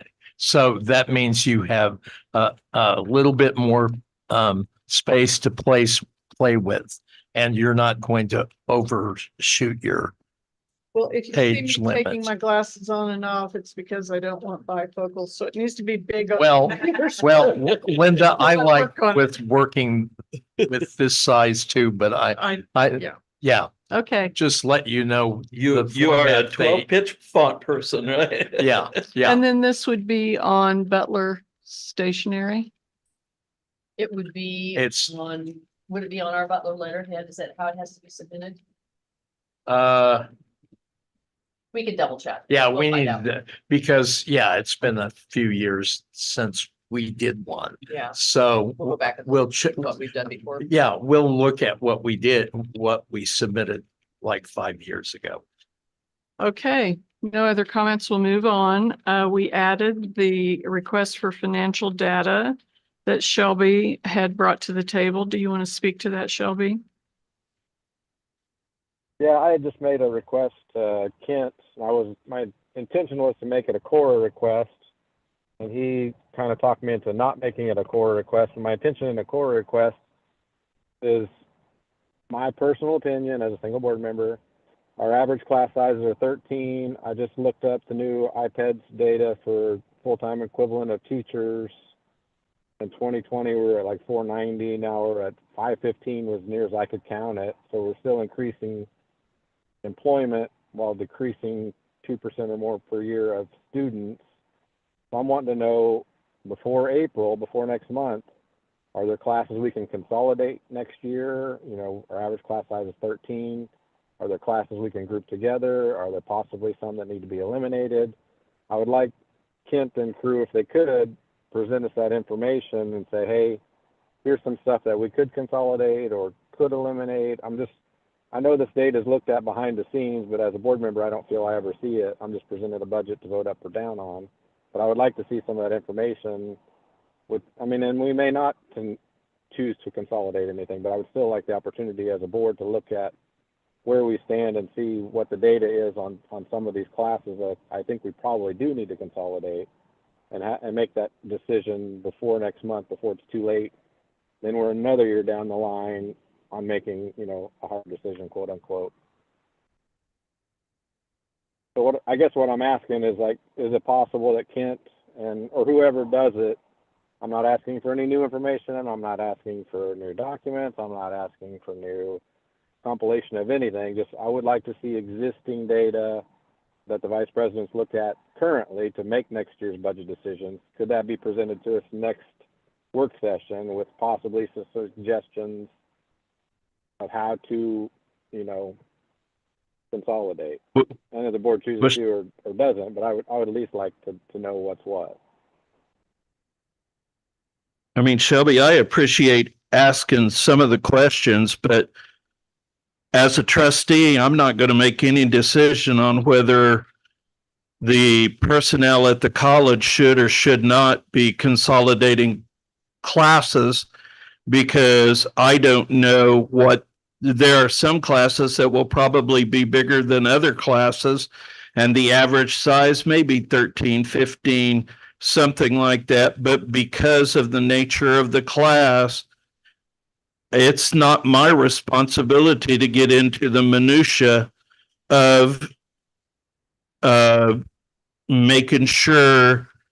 I mean, there are people even Dr. Neville told us last year that they were constantly looking at class sizes, and there were people that already made those decisions. So I don't feel that as a trustee, I'm going to even, I really don't care. If you want the information, that's fine. But I know that as a trustee, that's why we have people that run this college, and it's just not in my scope as a trustee. I appreciate that, but as a trustee also, we're responsible for the operation of the college. And we vote on a budget, and it's up to the college to do the budget. I know, but what I'm asking is we've lost 60,000 credit hours a year while maintaining the same amount of payroll. I don't think that's sustainable. And last year we spent approximately 20% of our $30 million savings. So we've gone from roughly $30 million in savings to $24 million in savings. How is that the proper way to go as a board? And I would like to see, does all the administration think that's the correct way? We need to keep everything as big as we are and keep expanding, or is there some way to do some cost savings? I think that's prudent question to ask as a board is how do we keep this place running as best as possible? And I would like to see those options and not even, so far we don't get to see any of that information. We just get one option to vote on. Yeah, the Wichita School District Board is closing 6 elementary schools. It's not just the administration. It's from what I understand, a joint discussion. And I think that's what Shelby's asking, is that we don't really see that side of things. And if we know, we've been told last year that our budget from last year and what we're doing is not sustainable. We've been told that. So I would think you'd want to be proactive as far as trying to figure out if it's not sustainable, what are we doing? What's the administration doing? Looking at considering aside from just raising taxes, what's being discussed. I think, I don't want to speak for Shelby, but I assume that's the reason for the request. No, I respect that. I just know that, like, we vote on a budget and it's up to the college to do that budget. And if we have to vote to increase a budget, we may have to in order to reach sustainability. But if we don't But- approve of the budget and we don't know how to make changes, it's our job to make changes to said budget if we believe it needs it. And if we don't have the information that's feeding into the budget, I don't know how you'd ever make a logical decision on what to do with it. And just for some Right. And this clarity. is Shelby again, sorry, my way to not micromanage this, but to say, for instance, we've been proposed tuition, flat rate tuition for next year, no increases of any kind. And if we go ahead and lose another 2.5% of students, we're losing 2.5% of our revenue.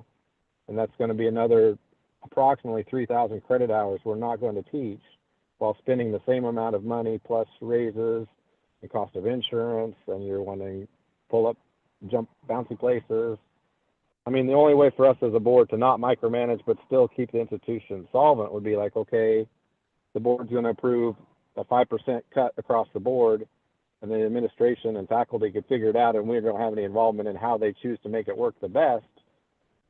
But I think that's kind of where we're at.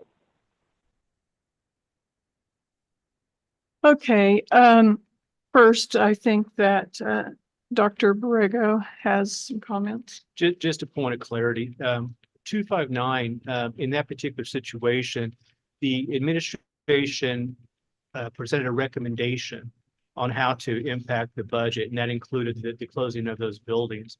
So it was their administration, they're putting together an idea to the board, and the board was reacting to that particular option that they presented, which they're still in the process of trying to decide if that is something they want to do. It wasn't like where the board was telling the staff how to, or the administration how to do that. It was actually the vice versa.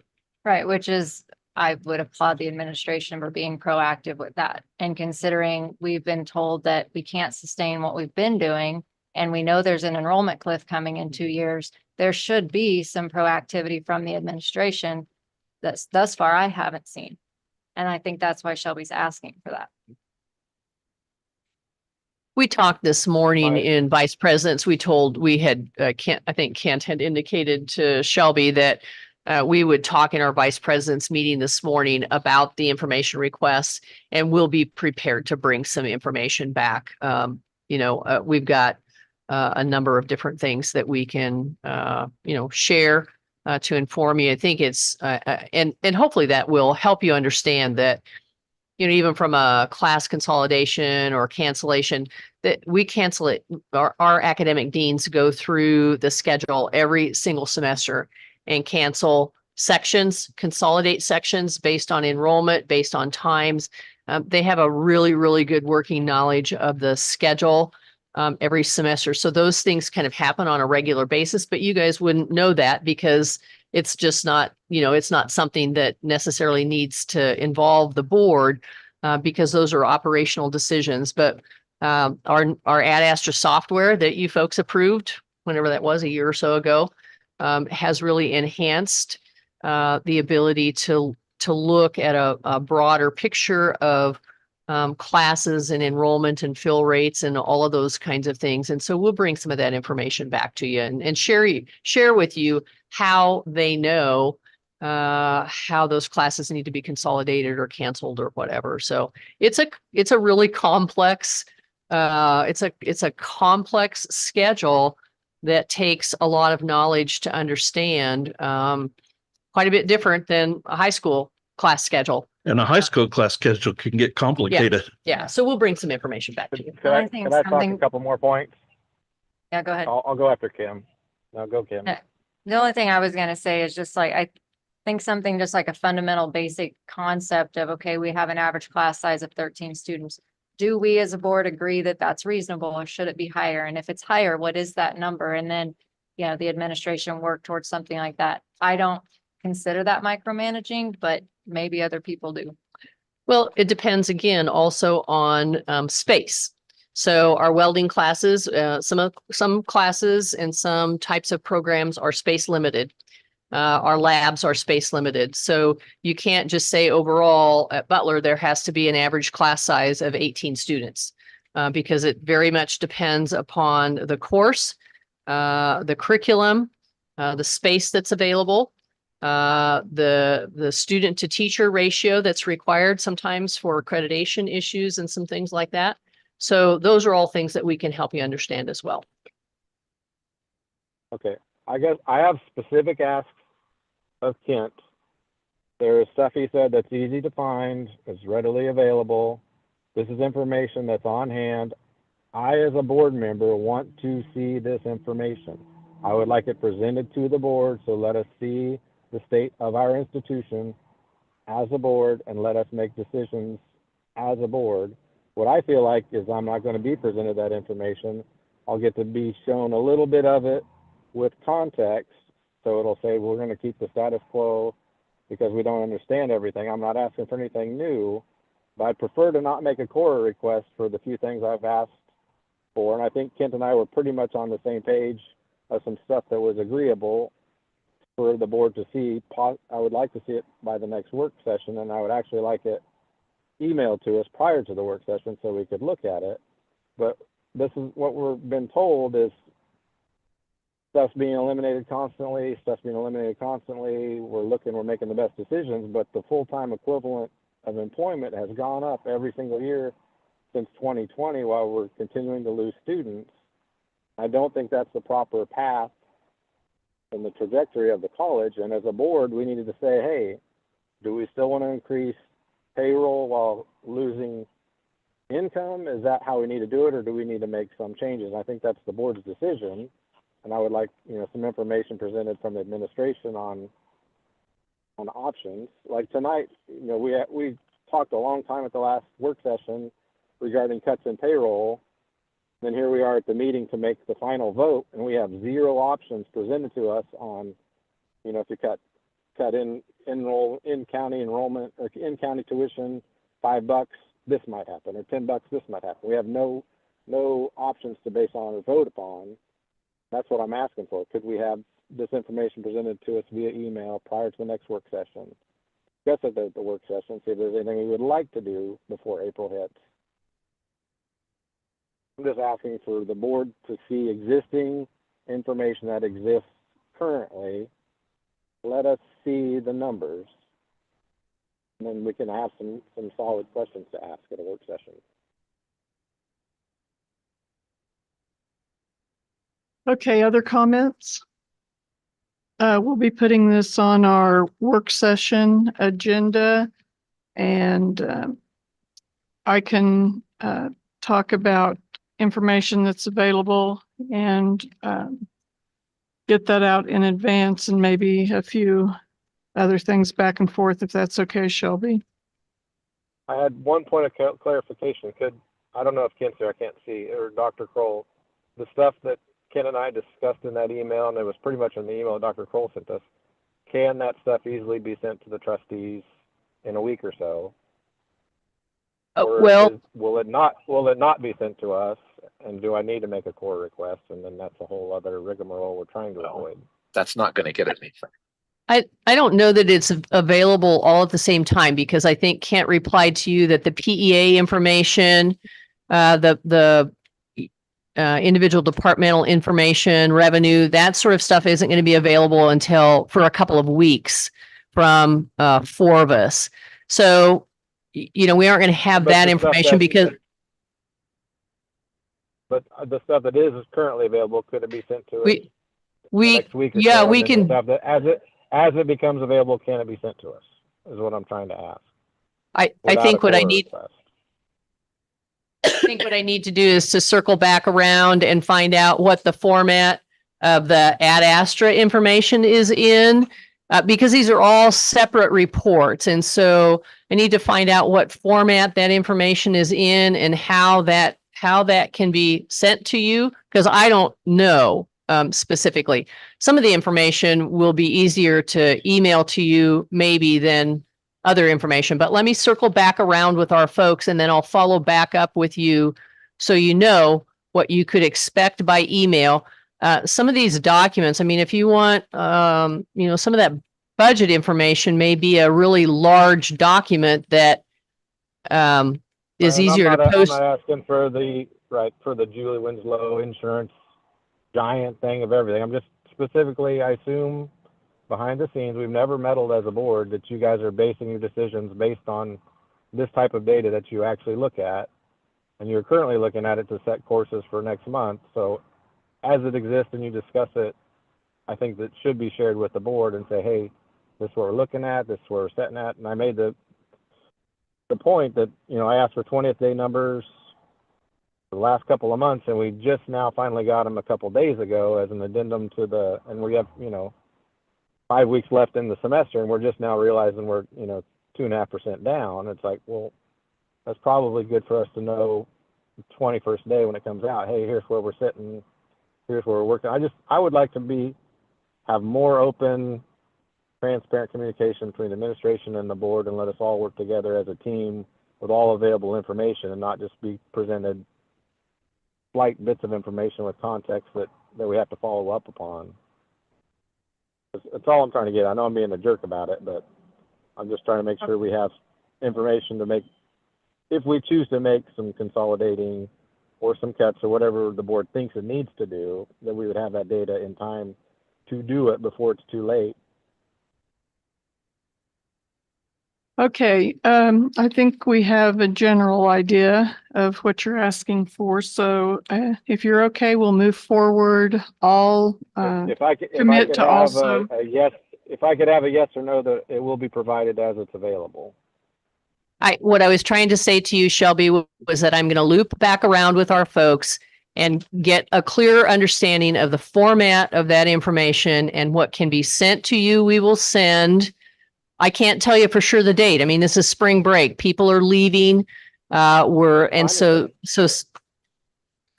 we will send to you what we can send to you ahead of time. We'll make information available to you.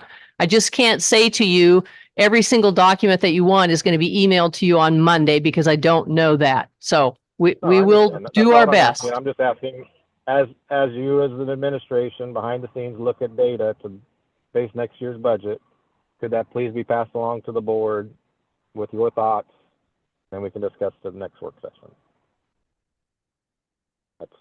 I don't have any specifics that I'm going to die on a hill of. It's just, I think we're on the same page. Okay, moving forward to board action items. The first is on page 25, approval of the fiscal year 2025 tuition and fees.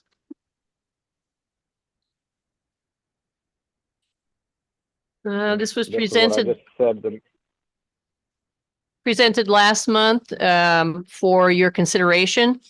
We had talked about a Butler County scholarship, and it didn't sound like you wanted to pursue that. I think there was a question about what would happen if we reduced in-county tuition rate by $5 a credit hour. That was really the only follow-up question I think that there was from the discussion I guess it was at the work session, wasn't it? So this is being presented again as we presented it last time.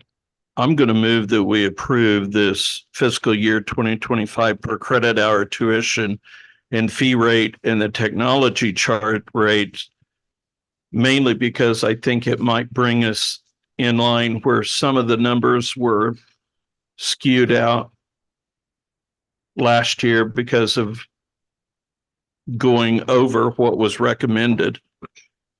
But I'm going to move that we approve the rates that were presented to us and the technology charges rates. Second. Okay, motion and second. Do we have any discussion? I would discuss. What was all of our talk? Sorry, go ahead, Forrest. No, I was just going to ask, but Dr. Kroll mentioned that we'd asked about the 5%, the numbers with a $5 per hour deduction. What were those numbers? Kent has those. Yeah, the estimate that we made is that if we reduced the in-county rate by $5, there would be a reduction in revenue of $55,000 roughly.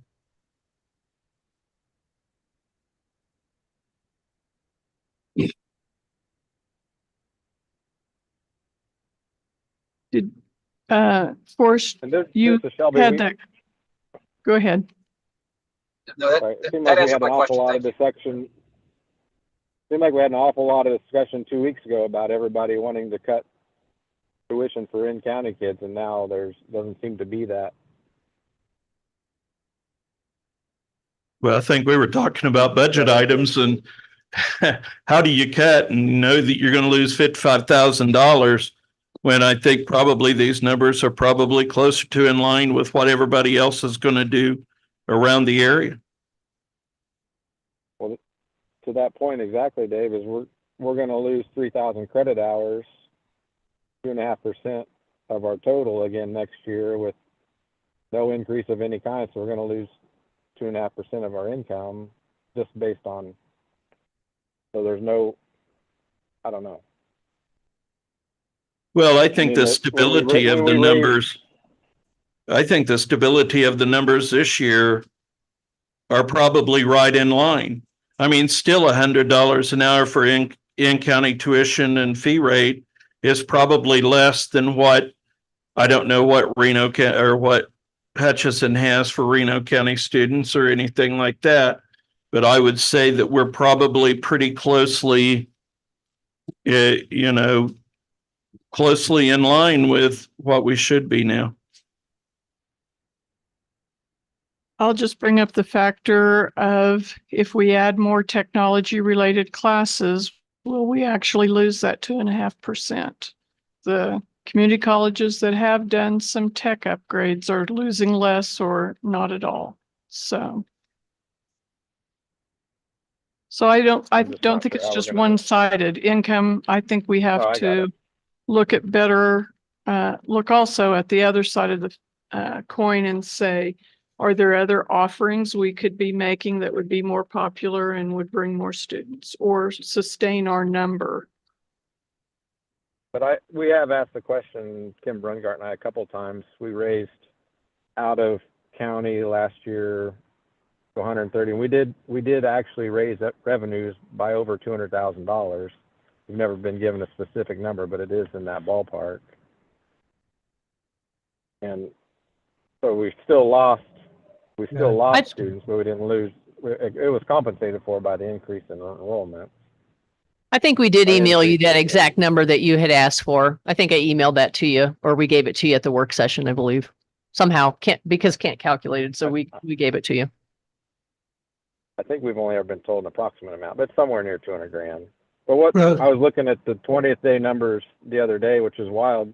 We did cut in district $2, and we still lost 3.37% of in-county students, even with a pay cut or a cost reduction. Can I make a that's comment? another broader question. Yes, sorry, Kent. When we talk about exact numbers of how much the rate increase gave us in revenue, we always couch that in terms of an estimate because we don't know how many students would have come or not come at a higher or lower rate. We have, there's research that ESOM has that says we think the best approximation is this factor to use in that. So when the tuition goes up, we take a factor and estimate that the enrollment went down because of that rate increase. But there are many other factors of why students come or go. So we have to couch that in terms of approximate or estimate because we can't give you an exact figure. It's not possible. Right, that's a good Would point. add to that the in-district enrollment decline is likely in large part due to the El Dorado Correctional Facility, which we've shared with you before, had significant changes in their structure and students moved in and out. And so we saw an enrollment decline this year that we weren't anticipating due to circumstances beyond our control at the facility itself. I think a part of the growth anyway, or the keeping constant of our in-county kids is the correctional facility. I think the move we made last year was a net positive in the sense that our gross revenue increase offset in large part, if not completely, the decline in revenue. So, yeah, That's correct. yeah. So to be clear, we didn't take the administration's recommendation last year. We actually did something different that ended up being a positive move. I think maybe that's what Shelby's alluding to, that maybe we need to do that again. I'm comfortable with staying with the recommendation mainly because of what it did last year. I feel like hopefully it'll do the same thing this coming year. I don't know. I don't know if statistically it'd make more sense to put even more of a discrepancy between in and out of district. But we have a substantial enough one now that I feel like there's, motivation for in-county students to use our product. I don't know. I don't know if there's anything better that would need to be done this year. Other comments?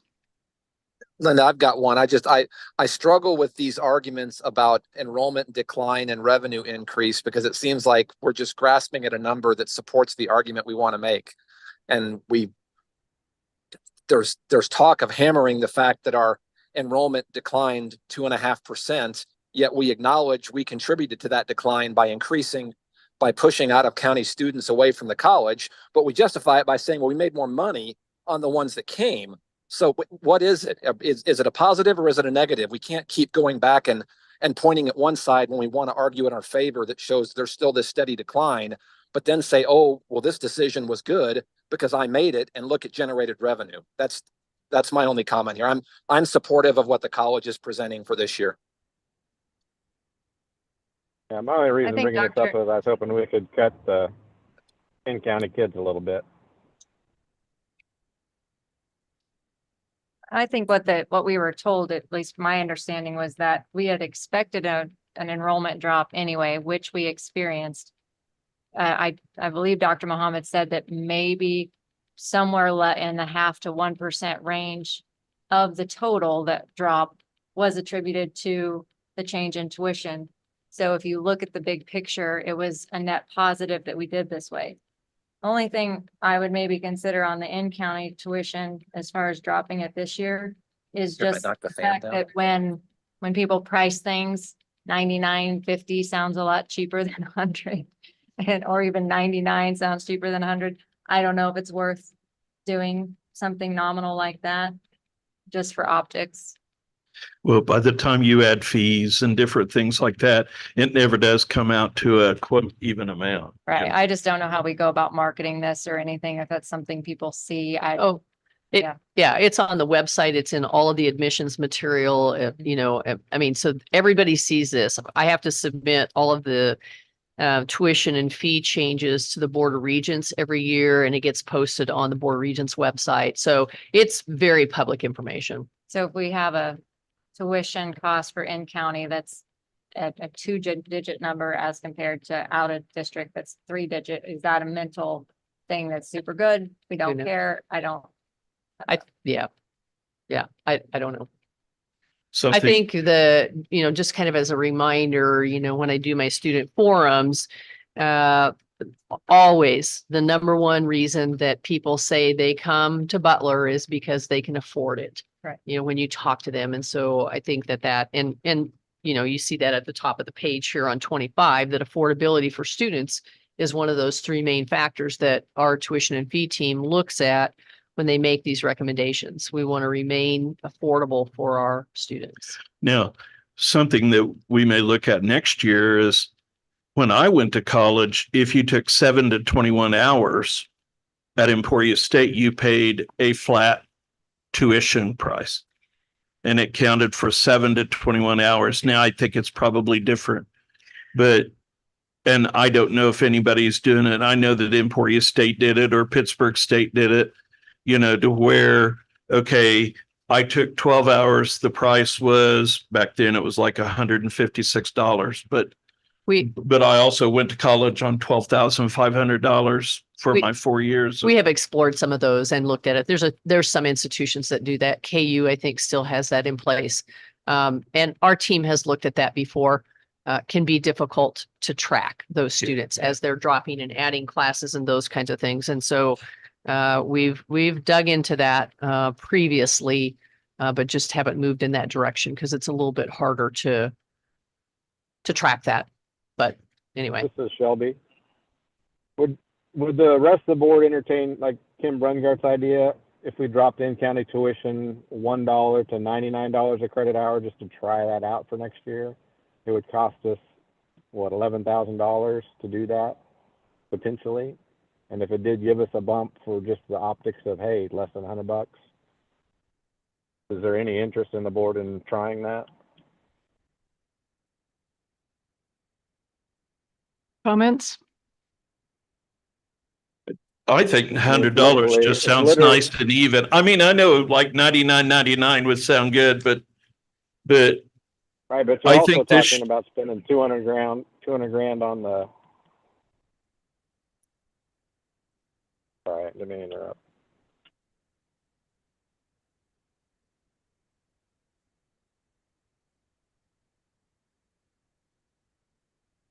I mean, when you go to college these days, it costs money.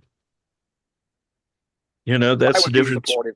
Sorry, I would be supportive of a small increase because I don't think it affects the dollars very much, and we'll see what it does optics wise. I don't know that the market for students is going to be swayed by $99 a credit hour versus 100, but the dollars that are at issue are in the overall scheme of things not significant enough to say we can't afford it. So what you're saying, just so I'm clear, you're saying that you support a slight decrease in the tuition and fee amount, which is a little bit more of an increase in the difference between in-county and out-of-county, correct, for us? I would support, if someone wanted to propose that, I would support it. It's not as Shelby, to coin Shelby's term, it's not a hill I would die on, but I don't have a problem with giving it a try if the rest of the board would want to support it. So I would move to I would amend. move to amend the motion to make the in-county $99. And I would second that. So what dollar amount? What dollar amount? 99, Essentially. just setting at $1.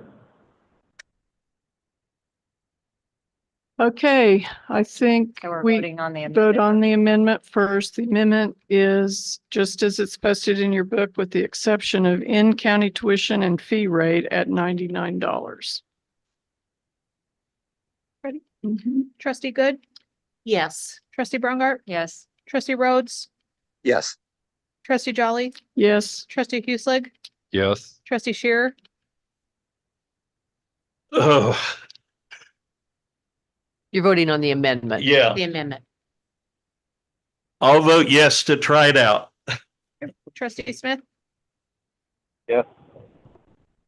okay, we've amended our motion to recommended action. The administration recommends that the board approve the following FY 2025 per hour credit per credit hour tuition and fee rates and the technology charge rates with the change of in-county tuition and fee rate being $99.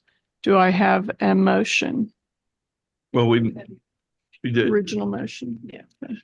okay, trustee Good, And we'll leave the technology charge alone. They're all, it's all the Okay. same. The only change is changing in district In from district. 100 to 99, Yes. which you just voted on to amend. Just, Yes. so when you need these numbers for, because I also have to change. Decide that's all tuition or part of its fees, so I assume you would allow me to do that. Yes. But we need to do that, and we need to get the number to them quickly. yes, enrollment starts next Monday. Next week. So if you pass this motion, over on the next page here. Page 26. We have to determine how much of that $1 is for tuition, if it's all for tuition or if some of it's for fees. You know, if you would say it's all gonna be for tuition, I think that might be That's the best easiest. thing. Yeah, I That's think what so. I think. Okay. I think that was. I the agree. intent. Receivable Yeah, The- I think that highway. that right. was the intent Yeah. for sure. Yeah. So we're now voting on the amended motion. Yes. Sure. Trustee Greg, Yes. trustee Brookhart, Yes. trustee Rhodes, Yes. trustee Jolly, Yes. trustee Hueslick, Yes. trustee Shearer, Yes. trustee Smith. Yes. Okay, motion passed 7-0. Next, we have approval of the FY 2025 room and meal plan rates on page 29. And I I move would move that, to approve it as it's presented. and I'll second it, Shelby. Okay, we have a motion and a second. Do we have any discussion, comments? Trustee Good, Yes. trustee Brungart, Yes. trustee Rhodes, Yes. trustee Jolly, Yes. trustee Hueslick, Yes. trustee Shearer, Yes. trustee Smith. Yes. Okay, next we're going to that passed 7-0. We're going to the presidential search consulting firms on page 31. I might say that I would like to see a subcommittee formed to interview the different proposals that we have. That does need to be done if we're going to keep things moving between now and our meeting on the 25th. I would serve on the committee, and I can give you 3 windows of time that I would be available. So you need to be sure you'd be available if you want to volunteer. So we can have a committee of 3 or 4 people. So, And I'll volunteer. okay, I would like to volunteer as well. that's Shelby. Was that Shelby? Yeah. I can't tell the difference between you guys. Yeah, that was Shelby. Sorry. Okay, Shelby's Dave, got a beard. I don't. Oh, okay. Shelby has what? Oh. Well, I already told you, I can't even see up there. So what do you expect? Is there anyone else that wants to be, there'll be interviews, online, Zoom interviews. The times I have available would be this Friday from 8 to noon, Tuesday, the 19th from noon to 5, and Thursday, the 21st from 12:30 to 5 p.m. And Jennifer would be charged with getting our times set up with the potential vendors. What time was Tuesday? Tuesday was noon to 5. And then Thursday's 12:30 to 5. And typically, what Jennifer will try to do is consolidate those all within one of those timeframes. You could have a 30-minute or 45-minute Zoom call, however long you wanted. But what she would do would be to call these potential consulting firms and say, here's the time slot available. What would work for you? So she'll try and get them all consolidated within the same. I can be Same. flexible with any of those times as long as I can do it on audio. Yes, you can. Okay.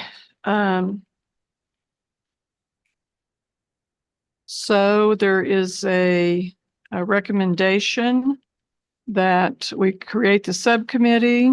We should name the people and bring our recommendation back to the special meeting on the 25th. Do I have a motion to that? I move that the Board of Trustees approve a board subcommittee to conduct Zoom interviews with selected firms and to present a recommendation for the search firm approval at our special meeting on March the 25th, 2024. Second.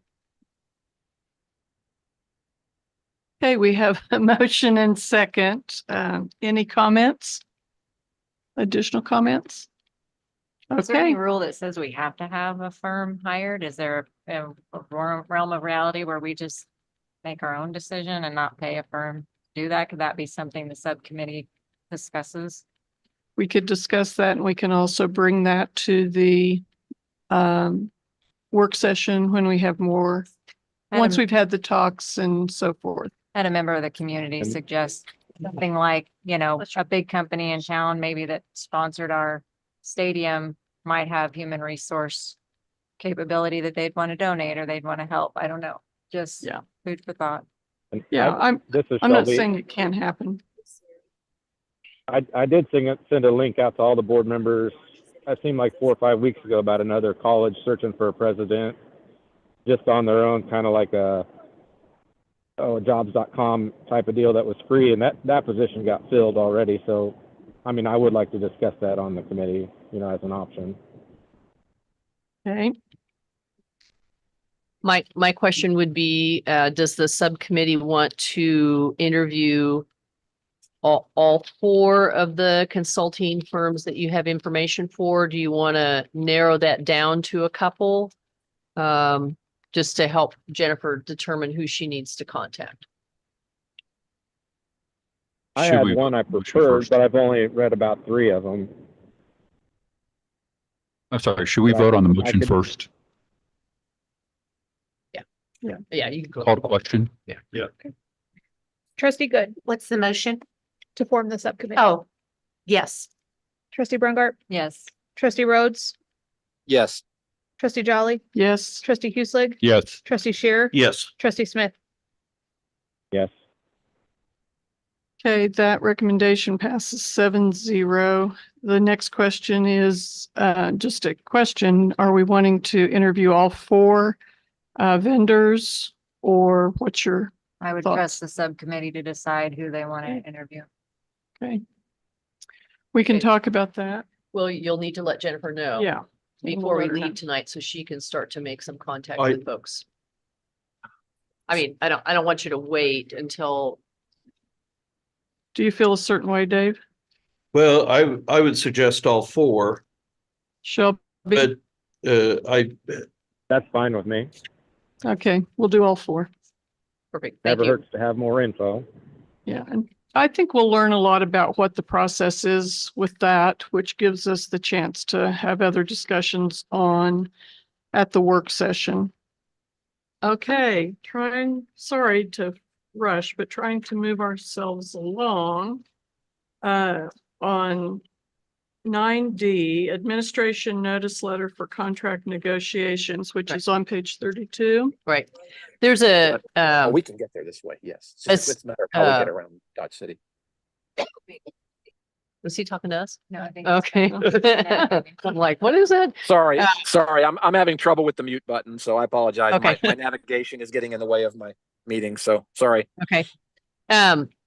So there's a state deadline of the 31st of March to have approved the notice up letter, even if you haven't settled your current year contract.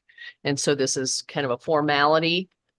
These are the items that are listed on page 33 are, most of them, the mandatory negotiable items, the salary, the compensation, benefits, that sort of stuff. So, a couple of these that are still included, like the major responsibilities of full-time faculty and lead instructors, that sort of stuff, that's still a carryover from current notice up letter from last year.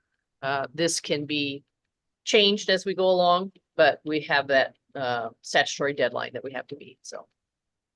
Madam Chair, I move that we approve the administration notice up letter for the 2024-2025 contract year as presented. Okay, we have a motion. Second. Any discussion or comments?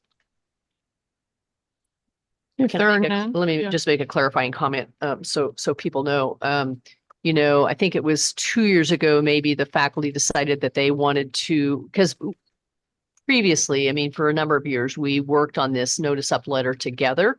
And I think it was 2 years ago, maybe, that the faculty decided that they wanted to do their own notice up letter and the administration do a separate one. And so this is the administration one. I don't know for sure what the faculty will, notice up for next year, but the only one that you have to actually formally approve is the administration one.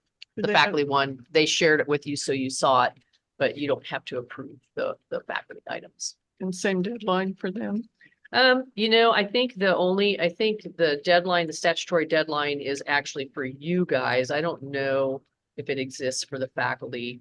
But I think because you're the administrative wing, and doing the bargaining with the faculty, I think this is the one that has to be. Yours has to be no step. I would Okay, need Shelley here to verify that for me, but this is what we did last year. okay, we have a motion and second. If there's no additional discussion, vote. Trustee Good, Yes. trustee Brongart, Yes. trustee Rhodes, Yes. trustee Jolly, Yes. trustee Hueslick, Yes. trustee Shearer, Yes. trustee Smith. Yes. Okay, passes 7-0. Next, we have H, the Redler Institute of Culinary Arts signage. I don't think Ireland is here. No, but I Somebody- think, Tom, are you I could speak to it. the signage? Yeah. After, I think we've spoke about this before, but after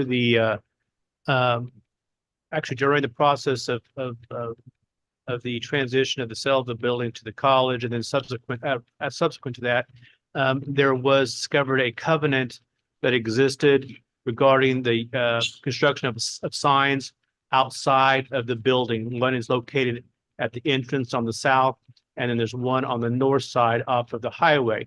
And the covenant required a stone base to be built similar to the other entities on that development.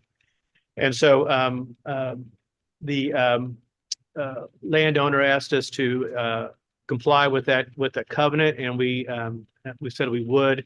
Then it became a matter of who was going to cover that cost. And so Ireland has proposed to bring that to the board, this board, to pay for that change in the signs so they can comply with the covenants. I think there was also, when we talked about this last fall, there was some question about when those covenants came into an existence, and did we have a legal obligation to adhere to those? And they did go back and review all of that information. Ray was involved in that from a legal perspective, and those covenants were in place before that construction started, before the building was built. Right. So And what happened, just to remind you, I think we talked about this somewhat.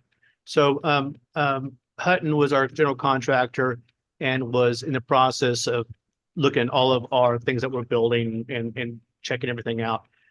When the two outside signs came into play, Mr. Redler had some connections with a sign company that would give us a significant discount on the signs. And so we pulled that out of that process and worked directly with the sign company. Then what we did know was that, and Hutton would have caught this had they been in there, would have thought there's a covenant, this is what you have to do. Somehow that didn't get discovered. And so when we didn't find out till later that there was a covenant that existed. So that's how that process occurred. it also, all of those plans went to the Planning Commission as well. They did. And the Andover Planning Commission missed all of that as well. They approved what was in place. Yeah. And so they missed that requirement for the stone base. So it went through more than one layer of approval or review, and nobody ever caught it. So, And it wasn't until the business that's next to us wanted to update their sign, but they didn't want to incur that cost either. And they said, well, Butler, and that's when the owner said, no, we've got to have everybody comply. So that's where it came to light. This is Shelby. Yes. So are you saying, Tom, that if the board chooses not to pay it, the foundation has already volunteered to pay it? I did take that request to the foundation board, and they declined. They voted not to pay for that cost. And what are the penalties if the board chooses not to comply? Well, I'm sure if you're not in I mean, compliance. I know they want it done. I know they want it Beyond done, the but it doesn't mean there'll be any penalties or We own the unless property. we go to sell it. Right, but we were approved and granted ownership, and it wasn't no fault of ours. I imagine there wouldn't be any financial problems until the building was sold. But if there's a board majority willing to approve it, I'm happy to take the vote now. Okay, do we have a motion? I guess I'll go ahead and move that the board approve the proposal from Trimark Signworks to modify the existing signage of the Redler Institute of Culinary Arts building in Andover at a cost of $59,665. Do we have a second?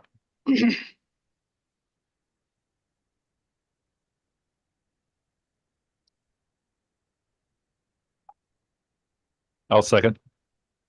Okay, we have a motion and second. Any additional discussion? If none, we'll take a vote. Trustee Good, Yes. trustee Brongart, No. trustee Rhodes, Yes. trustee Jolly, Yes. trustee Hueslick, Yes. trustee Shearer, Yes. trustee Smith. No. Okay, let's see. We were 5-2. Passes 5-2. 5-2.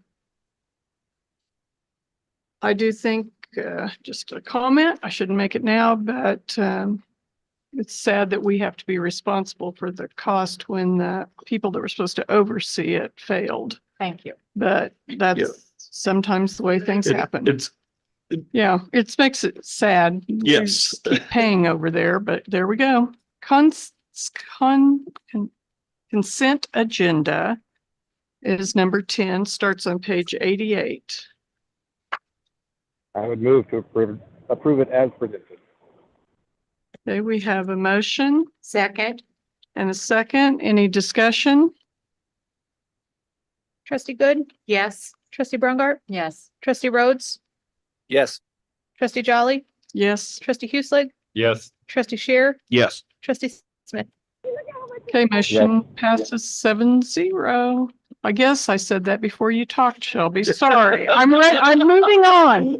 Supplemental information. Key performance indicators update.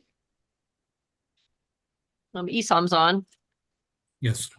Good evening, ladies and gentlemen. What you have in front of you is another one of the metrics which has been updated. That is the CTE placement. It is the placement in jobs or further education or both for those of our graduates and concentrators in technical programs. This is for the 2023 academic year. What you see is about 3 out of 4 are self-reporting to be either having a job, having gone into further education, or a combination of both, or going into the military. I do realize it kind of dropped from the last year. Last year was a little, if you see the trend line, last year was a little odd, an odd duck out, so to speak. One of the reasons I noticed this year we had a drop of that was there were several industry certifications which were on the list for the Kansas Board of Regents for different reasons. They took them off. They're replacing them, so those we couldn't count as having found jobs. But otherwise, this is a fairly good. I would say it's a fairly good number. 3 out of 4 self-reporting after they've been out of our college, and we have been able to track them down. I'll be happy to take any questions.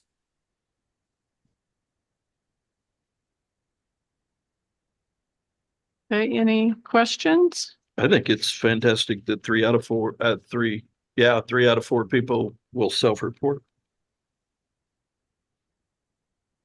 Okay, moving on. Yes. If I could do something, I've made these changes that we need to send for the tuition and fee. I'll be sending it to Jennifer for the minutes and to accounts receivable. Would it be okay if I shared my screen for just a minute to show the board and get a record of it? Yes. As to what the change was. So Jennifer, if you could let me share my screen. ESOM, we're taking you off the screen.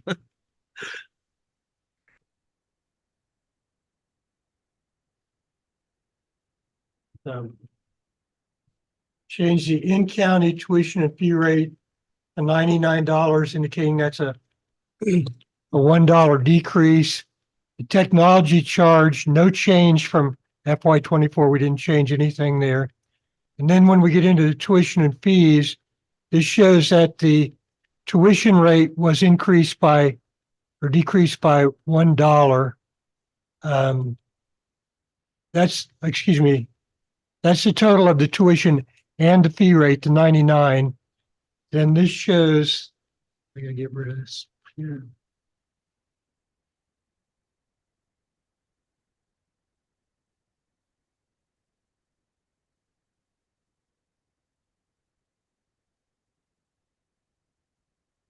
Having trouble navigating with them. There you go. Okay, so the tuition and fee rate went down by $1. The tuition rate went down by $1 and the fee rate stayed the same and the technology stayed the same. So I'll go ahead and email that. We'll get so that enrollment management people can have the information and Jennifer can get it in the minutes correctly. Thank you. Thank you. Thank you. Okay, we've already talked about the monthly statement of revenue and expenditures at the first of the meeting. We have thank you notes. Just on the board calendar, remember that the March work session that on page 130, that March work session will be noticed up as a special meeting to start off with for approval of the HLC letter and then the recommendation of or the discussion and potential recommendation of a search firm for the presidential search. And then we'll close out that meeting and have the rest work session. We'll be talking about budget, and I think there's some enrollment information. We'll bring a number of different things. So just to and we'll notice that up. So you'll get that actual meeting notice and there will be a short agenda that goes along with that special meeting part of it. So lots of activities.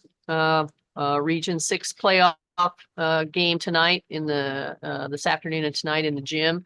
Softball, baseball, and because it's spring break, the college is actually closed on Thursday and Friday this week. So there'll be, people still doing advising and enrollment stuff and admission stuff, I'm sure, even though we're closed, but we'll be back. Everybody will be back open and going on Monday. Lots of stuff going on. Okay, next is executive session. The motion's on page 133. And are we still thinking 30 minutes? I think we start out, yeah, we do that. Shelley won't be joining executive session, so you can leave her name off of the list. Okay. Madam Chairman, I move that the board recess into executive session to discuss negotiations pursuant to the open meetings exceptions for said matters relating to employer-employee negotiations, and that the board, President Kim Kroll, Bill Rinkenbaugh, Shelley Stoltz, who is absent, Dr. Phil Sperry, and Kent Williams be included. The meeting will resume in the Dankert Trustee Boardroom within 30 minutes. Okay, do we have a second? Second. Okay. Motion and second, could we vote? Trustee Good, Yes. trustee Brungart, Yes. trustee Rhodes, Yes. trustee Jolly, Yes. trustee Hueslig, Yes. trustee Shear, Yes. trustee Smith. Yes. Okay, Take a quick break. Need to, Sure. And Shelby, what Okay. beach are you on? get a little sandwich back there. Dr. Kroll, when do you think we would be back on Friday, the 12th from that PTK Galveston. luncheon? Oh, cool. Well, the luncheon usually lasts about 2 hours. 2 hours. If you didn't stay for the KACC meeting. Have you made it to the science Right. deal there? KACC meeting will be over by We 4. just got time for a Okay. quick beach stop. Perfect.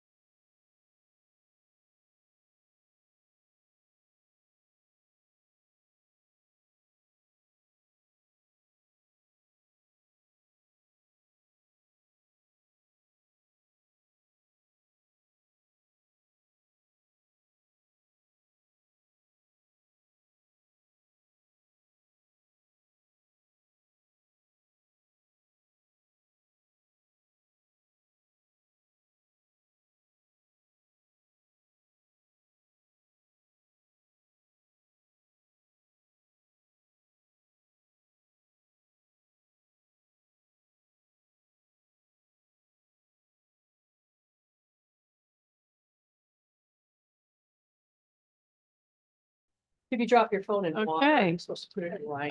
Get everybody out. Okay. Well, that's fine. Well,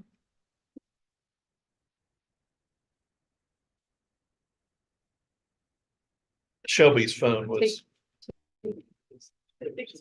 it was dying.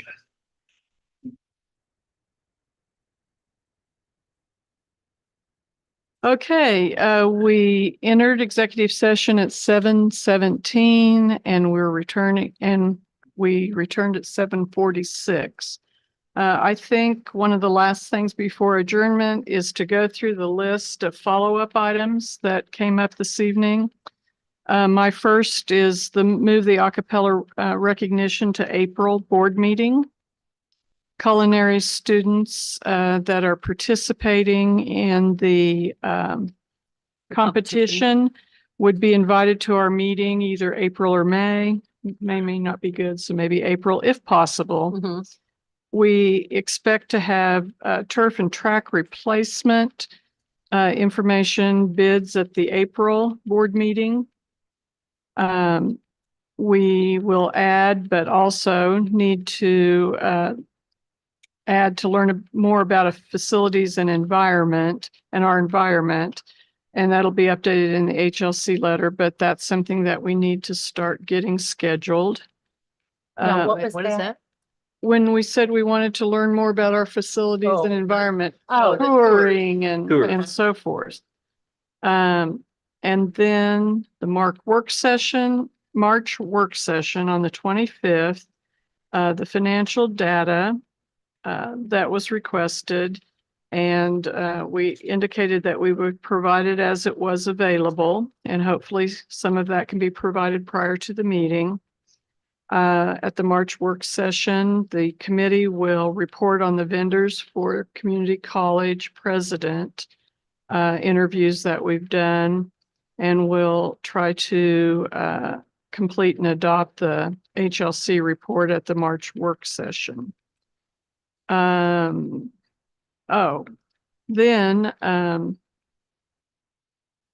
we'll read the due diligence at the April board meeting. And I think that's all I had. Does anyone have any additions? No, but we can go over your letter and think of anything else and just send you You'll send it to recommendations. me. Okay, perfect. Okay. Linda, this is Bill. Would you like to have a representative from the National Fitness Campaign Oh, that's what that available word was. available in April? Because I'm sure he'd be available if you want him. Yeah, excuse me. Yes, that would be nice. And that'll be for April board. I had national written down. I didn't know what it was. I'm losing it here. So is Butler winning? Our girls won, boys are down.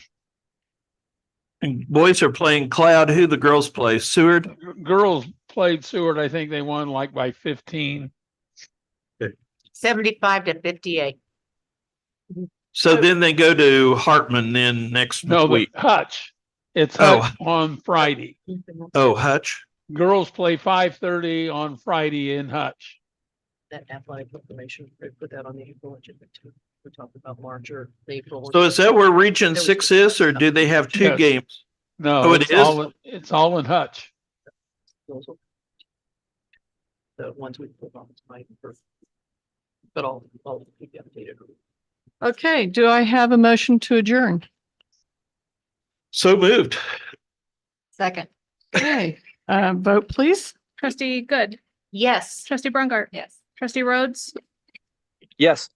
trustee Jolly, Yes. trustee Hueslick, Yes. trustee Shearer, Yes. and I understand that trustee Smith is not here at this time. So 6-1 or 6-2. 6-0. Thank you. Thanks. Okay, you said